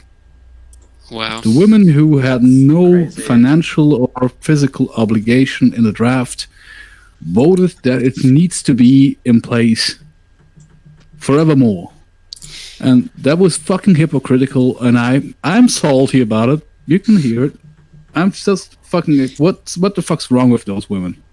Do you want to Yeah. know something funny about all this? Sure. It's funny about it. In Sweden, they actually reinstated the draft, but because they have an equal treatment law, that means that you cannot discriminate against anybody based on legally. Like you can do privately, but I don't know if you can do it privately. But the government cannot legally discriminate on any ground. So what they did is that when they reinstated the draft, they actually had to include women. So in that country, the draft includes everybody who's born in the year 1999 or younger in the draft, including all the women. So it kind of like tend to bite women in the back at the end because they basically just end up getting included. Okay, so the reason I found this article is because Molyneux posted about, like women's suffrage increasing the size of government, right? And somebody responded like, "This is just misogyny. Here's my article that debunks the whole thing." And I haven't read the entire thing. It's like 50 pages, but I kind of skimmed over it. And what's so funny about this is literally what they're arguing. What they do is that they find an excuse for women's choice and then say it's because of this, right? So they don't even contest the idea that giving women suffrage led to an increase in the size of government. They don't even contest that. They even mention right here in the intro, following the Second World War, the government increased and never went back. And then they have this Lawton Kennedy study that showed that government expenditure increased immediately by 14%, followed by a 28% increase over the next 45 years. And then they mention this All's literature that kind of verifies this. And basically what they're going through is they're finding reasons. They're saying it's not because they're women, it's because they're empowered. It's because they have these choices now, and that's why they vote this way. And they argue like, well, women who are more traditional, they maintained a more conservative, more small government preference. And then it was women who had more options that then voted more liberally. Right? And it's like, this is literally the exact argument that everybody makes when they say, yeah, women's suffrage was a mistake. And they're just recontextualizing and saying, well, it's not literally because they're women. When it's like, no shit, Sherlock. Nobody said it's like boobs, therefore you vote big government. It's women, therefore they vote big government, and that entails everything involved with women's choices. But like, it's such a profoundly interesting article because it's like this plain-faced example of them hunting down excuses for female behavior and then saying it's not because they're women, it's because of all the excuses. Yeah. And I get that it's like, I know it's a fucking tiresome thing because like we mention this all the time, but it's just like It's like we could stop talking about it if there was some recognition of this like reality. And like literally you have two people looking at the same thing and describing it basically at the descriptive level identically. But then they come over. It's like that meme with fucking Patrick and the wallet, where the guy's like, "This is your wallet. Like you dropped it. It's your thing, right? So here it is." And he's like, "No, it's not mine." And like they'll agree with every single premise, every single factoid, every single little detail. Everybody agrees on, and then they just somehow come away with this opposite conclusion because like the language was subtly different. They used different adjectives that have different connotations but the same fucking meaning. Anyway. / rant.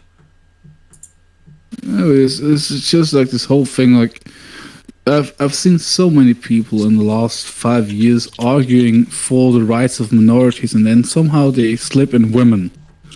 Like they are not a minority. How do you end up with this conclusion? Oh yeah, black people should be pissed about that. I mean, like the idea that we look at women as like a protected class. I say that the two most potent forms of privilege is it's women complaining about sexual violence and black people asking for reparations. Those two. Those are the two best, most potent expressions of privilege in the modern world. Whenever I hear them ask for reparations, the more I miss going, the more I longing for the day I can move back to South Africa. That's how bad it sounds when they ask for reparations. Just so you know. Well, I have no problem with that. Like I'm a handyman myself. I can repair stuff. How much are they gonna pay me? Yeah, right. Well, that's the thing is I say I'm technically in favor of reparations, but we have to have an impartial assessment of what would be owed, and we have to be open to the possibility that that number could come out negative. Ooh, that's so true. Yeah. Because if you look at black crime in America, and if you look at that, like, and how much that costs from spend government money, and how much people of other demographics have paid taxes to fund that, then I think that kind of like covers the reparations tenfold, if that makes sense. Yeah, no, absolutely. That's the thing is that if white people, including white people who immigrated to the United States post-slavery, right? If all the white people are collectively going to pay for the disadvantage of slavery, well, first of all, we have to weigh what was the relative disadvantage of slavery. We have to weigh that against being a prisoner in Africa.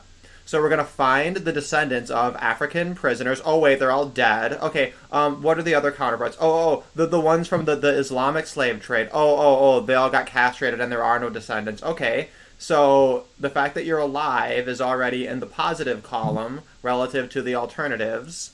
Already from slavery, you already have to thank us and give us money, even if and then we're gonna add on what was the cost of all this black crime and single motherhood.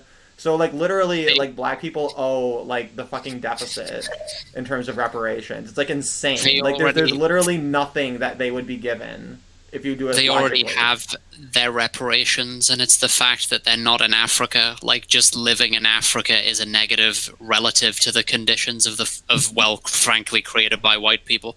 That's such a brilliant way to put it. Yeah, it's like you've been paid reparations. You're not in Africa. You could go there at any time and like build a fucking wall of plastic and hide under it from the sun.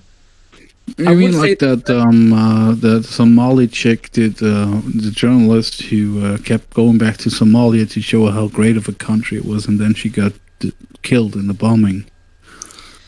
But it wasn't Ilhan Omar. Oh no! Yeah, well, we can't have everything that we like, We can't always win. Yeah, like in Britain, there's this woman who's I forget her name, but she wrote a book called British, like British, a little bit British. She's, let's see, a quarter English, a quarter Jewish, and half African, I think. And she went to Africa to reconnect with her roots, I guess. And she said that it wasn't safe and that she got attacked for being white you know, because she's half of European ancestry, basically. No, she said she was afraid of being attacked because of the quarter Jewish. Let's be real. Yeah. Sorry. Whatever. But then she came back to Britain because of how unsafe it was for her in Africa. And then she's always talking about how bad British people are and whatever. And it's like, look, sweetheart, you could just fuck off and be with your own kind, and you would never have to deal with just the tedium and the affront to your being of having to deal with white people ever again. You would never even have to look at a single white person's face ever again. You could just fuck off to Somalia or Nigeria or whatever other delightful African country that your ancestors hailed from. Well, I'm sure her and her ancestors, they probably went to over 190 different countries and they weren't safe in any one of them. It's just it's so fucking weird. Like, oh, in England, if you voice your opinion, you might get criticized for it. That's horrible. Like, but That's in the violence. African countries, she was facing imminent death. So, which is worse again? I thought like criticism is not as bad as death, but I might be wrong. You know, having responsibilities to others is violence. Like it's one of the reasons that could be argued in favor of reparations for the Black Americans. There would be this. They got to America, right? And then they got feminism introduced to the Black community in America. And that didn't happen to Africa. And I don't really think there are enough money to repay a community that had feminism introduced to them, because that's like the worst punishment you can ever do to a people. That's actually fair. Is feminism more cancerous than Africa? 100%. I'm not even done. I can literally see people fucking clicking in the bushes and they're like, at least we don't have feminism. And I'll be like, damn, checkmate. Yeah, let's move there right now. You know, like imminent death, but at least it's not feminism, you know. It's the new MGTOW bastion. The MGTOW capital is gonna be fucking Mogadishu. But like, it's so weird whenever people say Africa, it's very like too broad to me, because if we take, for example, Eastern Africa or Southern Africa or Western Africa, like those regions have next to nothing in common with each other besides that. I think when people say Africa, they're almost invariably talking about sub-Saharan Africa, like unless they specify Arab Africa, North Africa, but then even sub-Saharan Africa is a broad category as well. So yeah, I take your point. That's the point. Like, it's very weird. It's like if I've lived in Mozambique and South Africa, well, it's easy to relate to countries like Namibia, Botswana, and almost Zimbabwe, right? And to a certain extent in Zambia, and to a bit Angola too, right?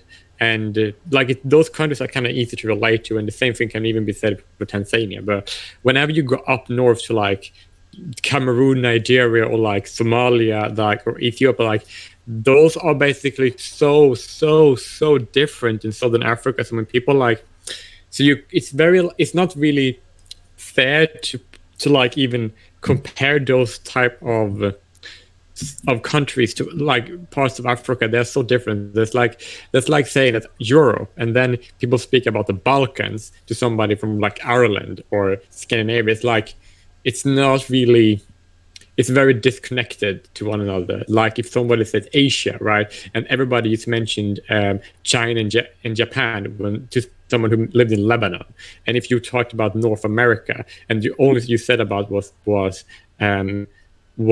about Canada and America, and then you lived in like Nicaragua, it's like, you know what I'm saying, it's very like a continent is so broad that to like talk about it in general, it's kind of like almost useless because it's too diverse, too different, depending on where you are in the country.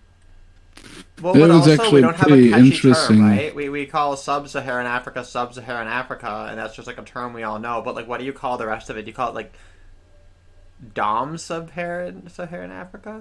North Africa. It actually was a really interesting case around here. Because in Switzerland, we don't talk about sub-Saharan Africa. We talk about individual countries. And there was a law case against the Zurich police for profiling against Nigerians. Like they basically had classes for the policemen to identify people who are likely from Nigeria because they are very very big in the drug trade.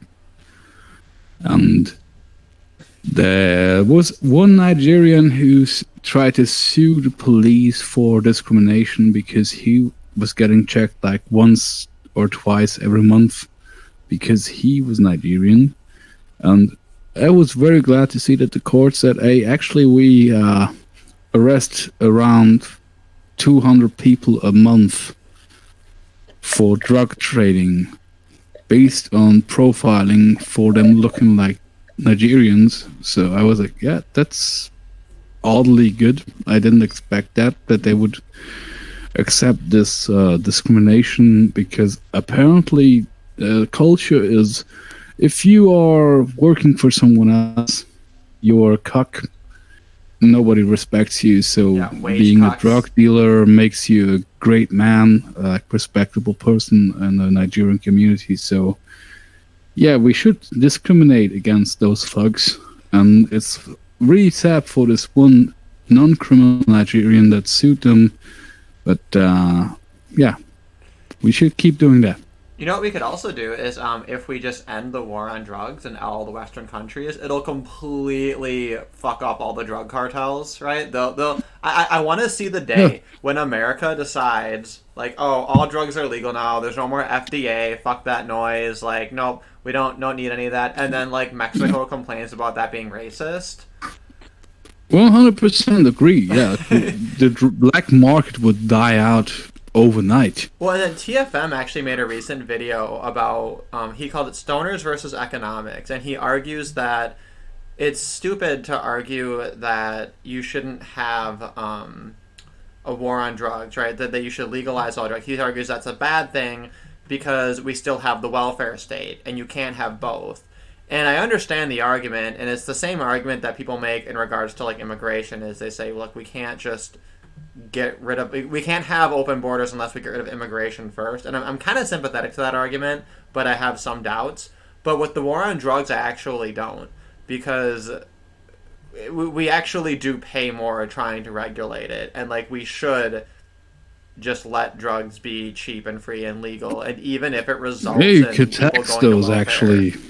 Yeah, like They it can actually, tax yeah, the it pays, income of drug dealers. That would be beautiful. yeah, in theory you can tax it. I don't like that argument. I don't think it should be. No, it should be I know taxed. you're against taxes, but Yeah. as long as we're still in this system, it will actually pour money into that system. Like, yeah, I want to dismantle the system as well, but let's go step by step. Like right now, there's a TV show on Swiss television where the evildoers are the Albanian mafia, because it's about drug trade, and everybody's like, "Oh, that's racist! You can't say that."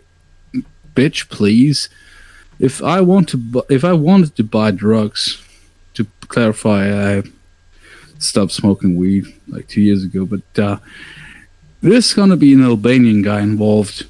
Whatever drug you want, they control the whole drug market, and we could dry that mafia out of their funds if we just legalize that shit. And for the time being, we could tax the people who legally sell it. And ideally, in the future, we will just have another system. That's not a battle to fight, but stop giving the Albanian mafia money just because you think that it's no, you can't do drugs, you can't smoke weed. Like, come on, fuck you.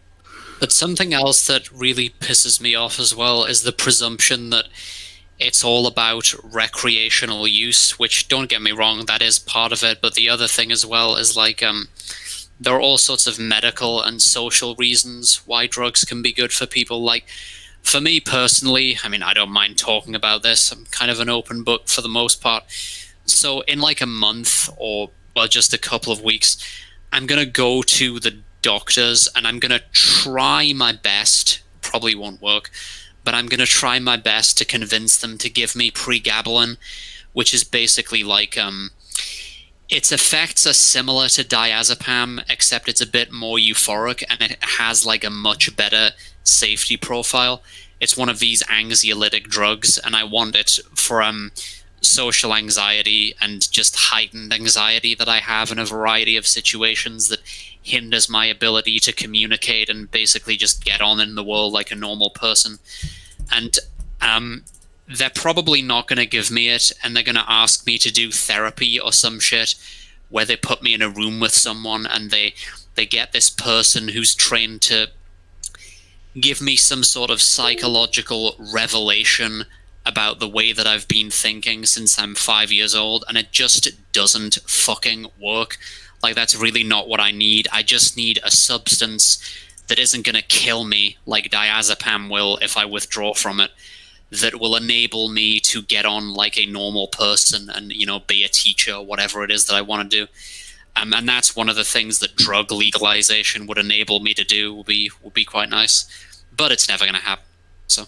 Yeah, well, maybe not never, but we might not live to see the day. But fuck that like what you just described. That sounds so fucking demeaning to have someone like, oh, I've got you figured out. I know how to confront you to help you with your problems. Like that, Jesus fucking Christ, that might help some people, you know.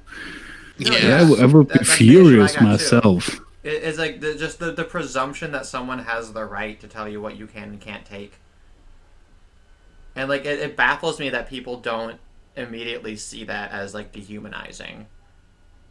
And it's an irony that, you know, these traditional conservatives, and I mean, I think I know what their counter argument would be. Despite what they say about the degeneracy of drugs and drug legalization and so on, like, I think the Victorians, you know, the stingy Victorians with their prudish morality and so on, they would be kind of dumbfounded by this as well. I think the idea that the government was going to tell people what substances they can consume. I mean, I remember reading a blog post somewhere with lots of interesting historical data to the effect that, you know, in the early 20th century, a British person could essentially go through his entire life from cradle to grave without any involvement with the state, pretty much. Well, and that was the thing is, TFM made the argument that alcohol is the exception because it's grandfathered in, because it's part of the culture, and I'm just like, dude, all the other drugs were legal before. And, like, it's so fucking arbitrary. Like, the only reason alcohol gets away with it is because it's the worst one, and alcoholics are the worst people, and it's just like Islam all over again. Yeah, I mean, this point is often made that if alcohol were discovered today, it would be considered a really dangerous drug, and yeah, it is. You know, the police would probably criminalize it, but no one cares. So. Yeah, because they're afraid of alcoholics, because alcoholics are scary. Yeah, well, like, the stoners won't fucking rise up. The stoners are just threatening to like eat all your snacks and like, I don't know, like what's the stoner threat? They're just gonna like hang out and like have like smelly dreadlocks, like. Well, I do think it's very close to weed, alcohol on the scale, because I used to think everybody who smokes weed was kind of peaceful, but then I realized neo-Nazis, like actually, not the people call neo-Nazis, like actual neo-Nazis smoke weed in my country, and then they beat someone to death while high on weed. That sounds ridiculous. Yeah. I doubt. I press F to doubt. I believe that basically if they weren't smoking the weed, then, you know, the fucking Fourth Reich would be here already. The weeds just keep it in the basement. It might be slowing their process, but there was cases where they first took someone's weed, smoked a lot of it, and then beat them to death. Those were very, like, I've actually experienced situations where nobody got beaten to death, but apparently smoking weed doesn't make you peaceful. I learned that.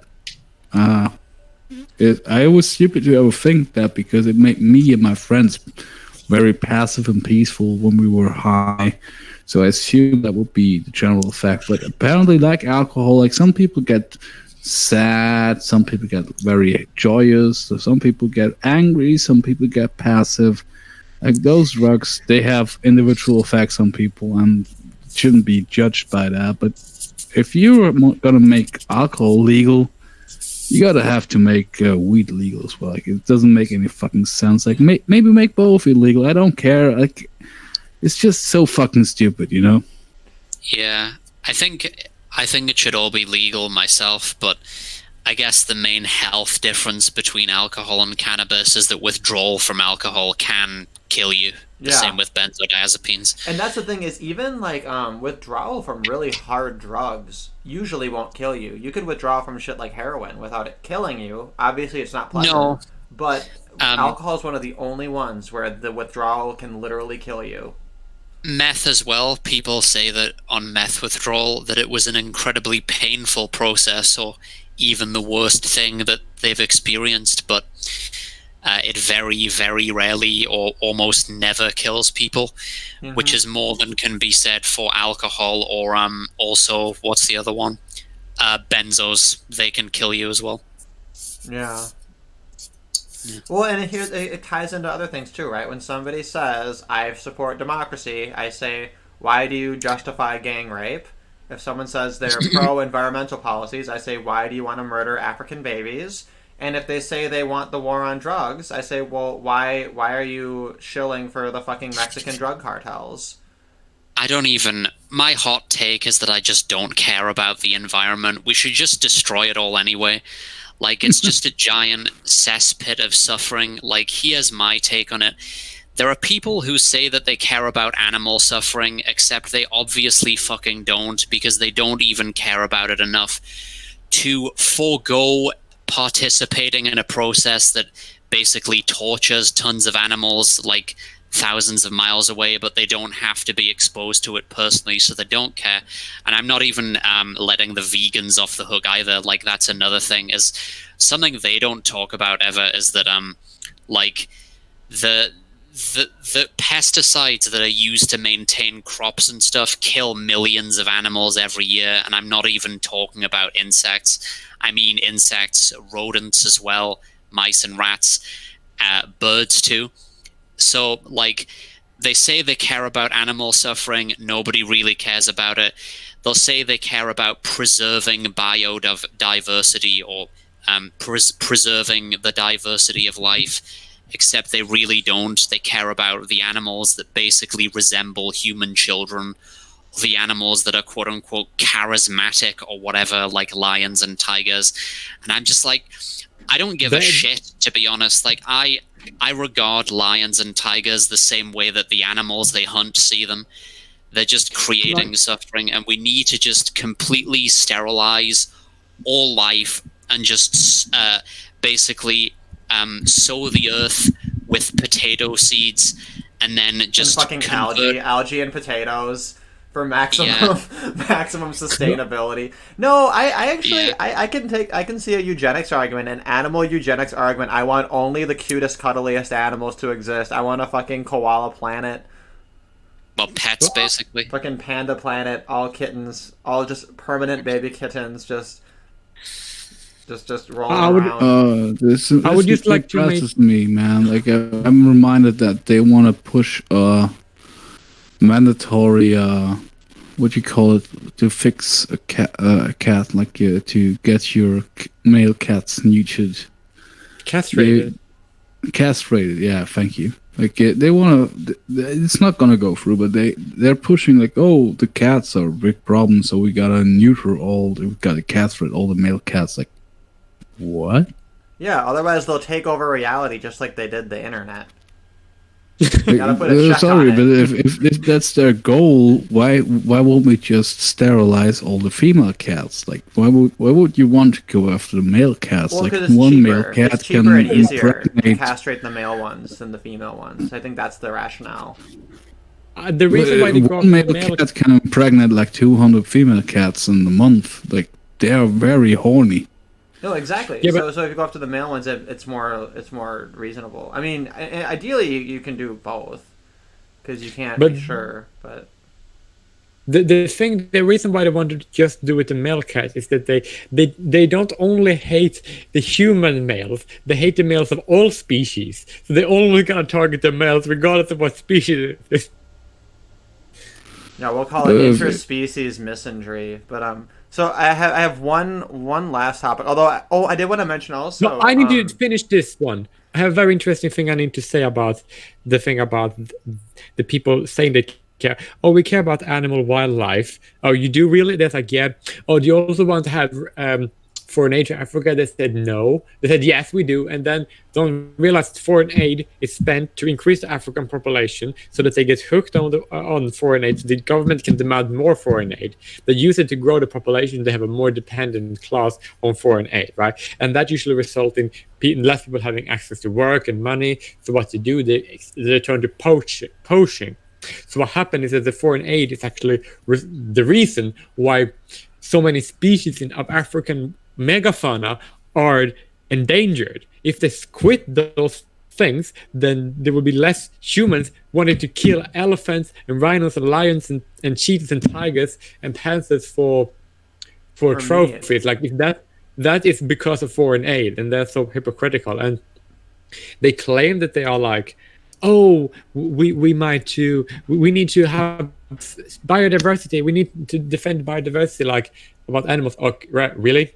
Do you also want to preserve the biodiversity of the human species? Do you want all the groups of different people groups to be diverse, or do you want just to mix them all together? Because I can't see the value in preserving biodiversity, and if you don't extend that biodiversity to the humans, like they don't seem to be very consistent. Because why do they want to genocide all the human peoples, all ethnicities in the world? Because that's what forcing everybody to move to one place would do. That is an interesting argument. It actually does make a lot of sense, and it's like funny because it's very well known that foreign aid isn't, what it's meant to be. It's just another government program. But the other thing too is, like, when you talk about animal suffering, you should just sit them down and have them watch a video of like a bear like eating a deer or something. It's a lot more grisly and horrific, and there's a lot more suffering than like hunting. Yeah, exactly, and that's one of the things is that like, as far as modern farming goes and free-range animals, it is in a way a better deal to being a wild animal. I still don't think it's a morally ideal situation, but it is probably preferable. It's like if you imagine being a primitive human and you have this dilemma of you can remain in this state where you don't know where your next meal is going to be coming from, and random disease could infect you in any moment, and that's basically it. You're screwed, and you'll just die a very early death. Or you could be abducted by these aliens or something who are going to put you into a completely controlled environment, and they will kill you and eat you eventually, but they'll put you into a controlled environment with no diseases, and all your food will just be there, and you'll have a decent amount of living space to range around and do your thing. If presented with that dilemma, I would probably take it. But yeah, I still don't think it's morally ideal, but I don't think that the methods promoted by vegans, especially the politically active ones, are going to be effective because human beings are omnivores. Veganism is something that appeals to small subset of the population, and eventually the number of people who will be able to convinced of these ethics will plateau, and meat prices, even if it got to levels where significant numbers of people were going vegan, the meat suppliers would just reduce their prices. So it would have a sort of negative feedback effect. It wouldn't do the thing they're supposed to do. So the thing they should really do, and this is what I've been promoting for years, is basically in vitro-tarianism, like in vitro lab-grown meat. The thing to do is for McDonald's, for example, to just make artificial meat or lab-grown meat in all of their burgers once the technology is good enough that it isn't distinguishable from the real thing. And then 10 years down the line, they basically just announce, I guess some people would be pissed off by it, but 10 years into this experiment, they just announce, oh, by the way, all of our burgers are from in vitro meat. And then maybe it'll, like, no one will care. And yeah, people if they can will keep just it a secret that long. Maybe it's already happening. Who knows?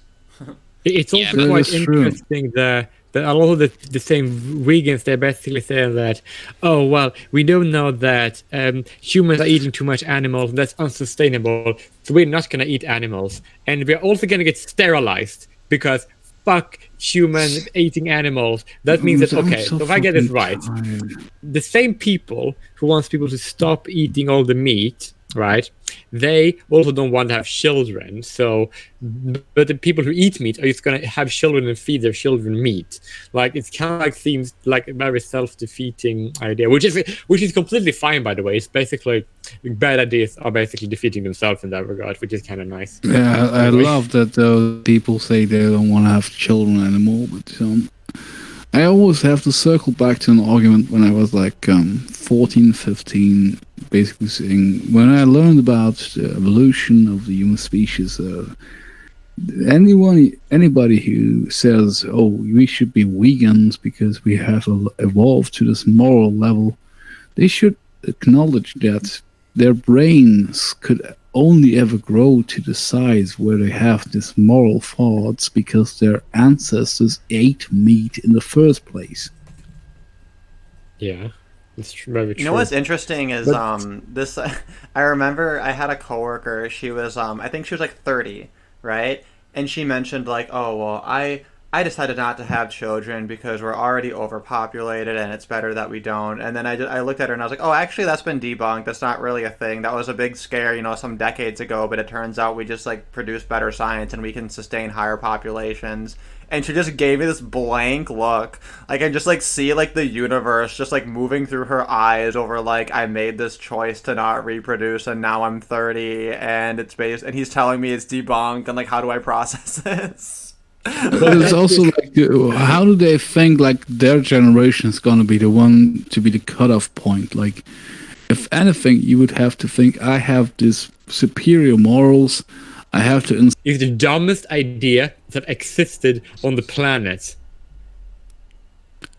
Indeed, like, but on the stream issue, maybe Derek, maybe someone we're back like up. me, It was just down for a little while. Yeah.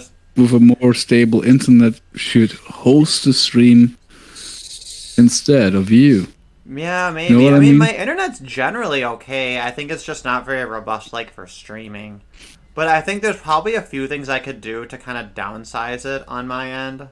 There's something about the video resolution, but they don't give me any option to fuck with it. So I don't know. I'll look into that and see what I can do.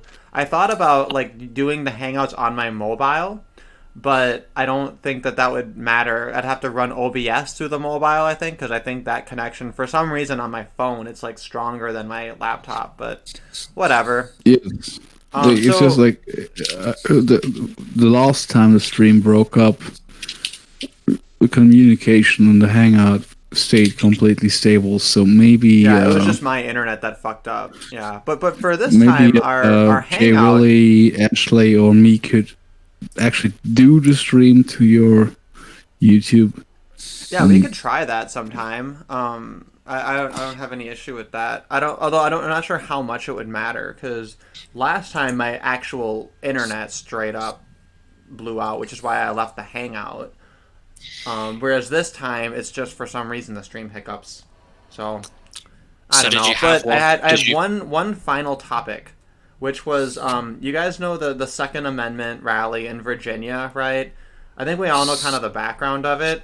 But one of the more interesting stories on it was the infiltrator, right? There's the video of the guy who was trying to call for violence, and then all the people being like, hey, fuck you, you're a government shill. And there's an account on Twitter of the guy claiming to be him, arguing that it's all a big misunderstanding, and those people weren't hearing me out, and it's all out of context. And I thought it was very interesting because what people are pointing out is this Twitter account was created...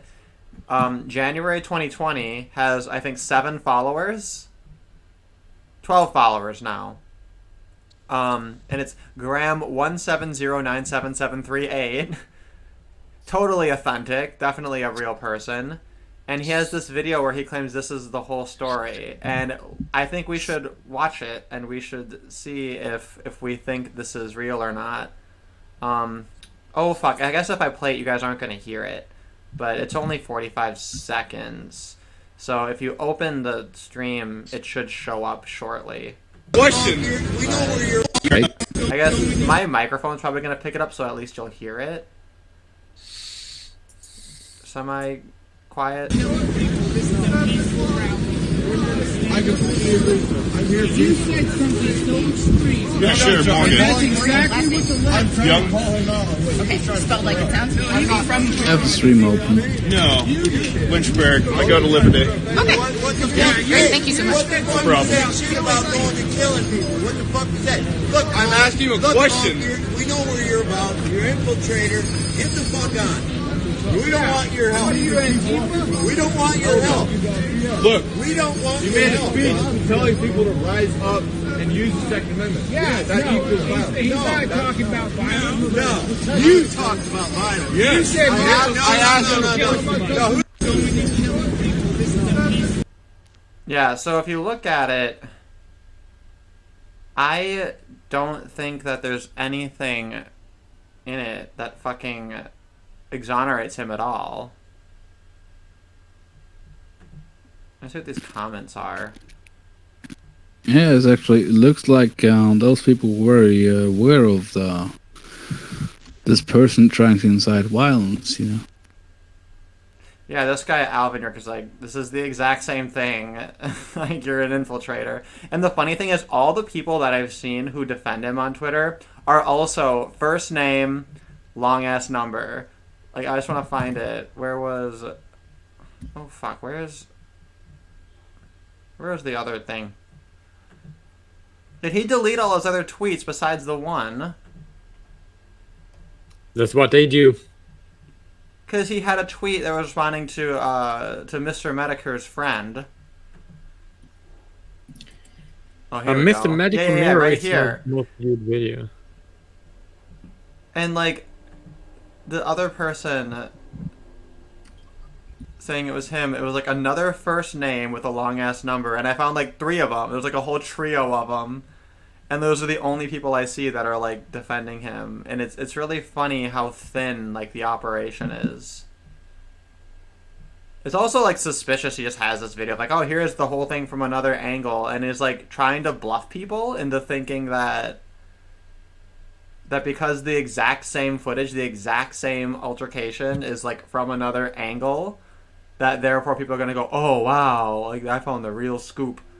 I don't know, but I thought that was very I'm funny. just so sad that people are apparently sad that no violence happened. Like, isn't that a good thing? Yeah, right. That's leftists are the only people who are actually very happy about that. Now, I actually am shocked. I am shocked that the government didn't like straight up like murder a bunch of people on that day. Like, I feel like that would have been like a great opportunity for a false flag, and I don't know why one didn't happen. But that's great. It's good that it didn't, and it's good that it went off without a hitch. But I think we've been going about 2.5 hours, and Sure. I gotta start my day. I gotta start my. I'm probably just gonna be a piece of shit and take a long nap and play Final Fantasy VII. But you know, it's a day off. But I was gonna go and find a place where I can volunteer and walk dogs, and then have doggo friends. So we'll see if I'm Cool. productive or not. I'm so weird Very because I cool. don't like animals. Well, animals are great, especially in Hong Kong. In Hong Kong, the dogs are all very tiny and cute. They're all little Pomeranians with big fluffy tails and like big stupid happy smiles. And when you see a baby prom, it's like a 70% chance that it's like a tiny little fluffy puppy in it instead of like an actual baby. It's so funny when you say Pomeranians, because when you say Pomeranians, I actually thought about Pomeranians as in the Pomeranian people. No, the little dogs. The doggos are more prolific. Yeah, Doggo Yeah, but there's that's not not great. I thought it dogs was a more of those people these days.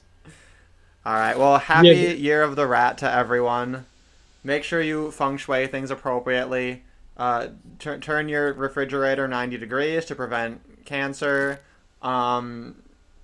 Africa can have, or black people can have reparations for feminism. The West should butt out of Africa And with the West their should dumb. leave Africa also. All right. You guys keep it easy. Have a good one. Good night, people.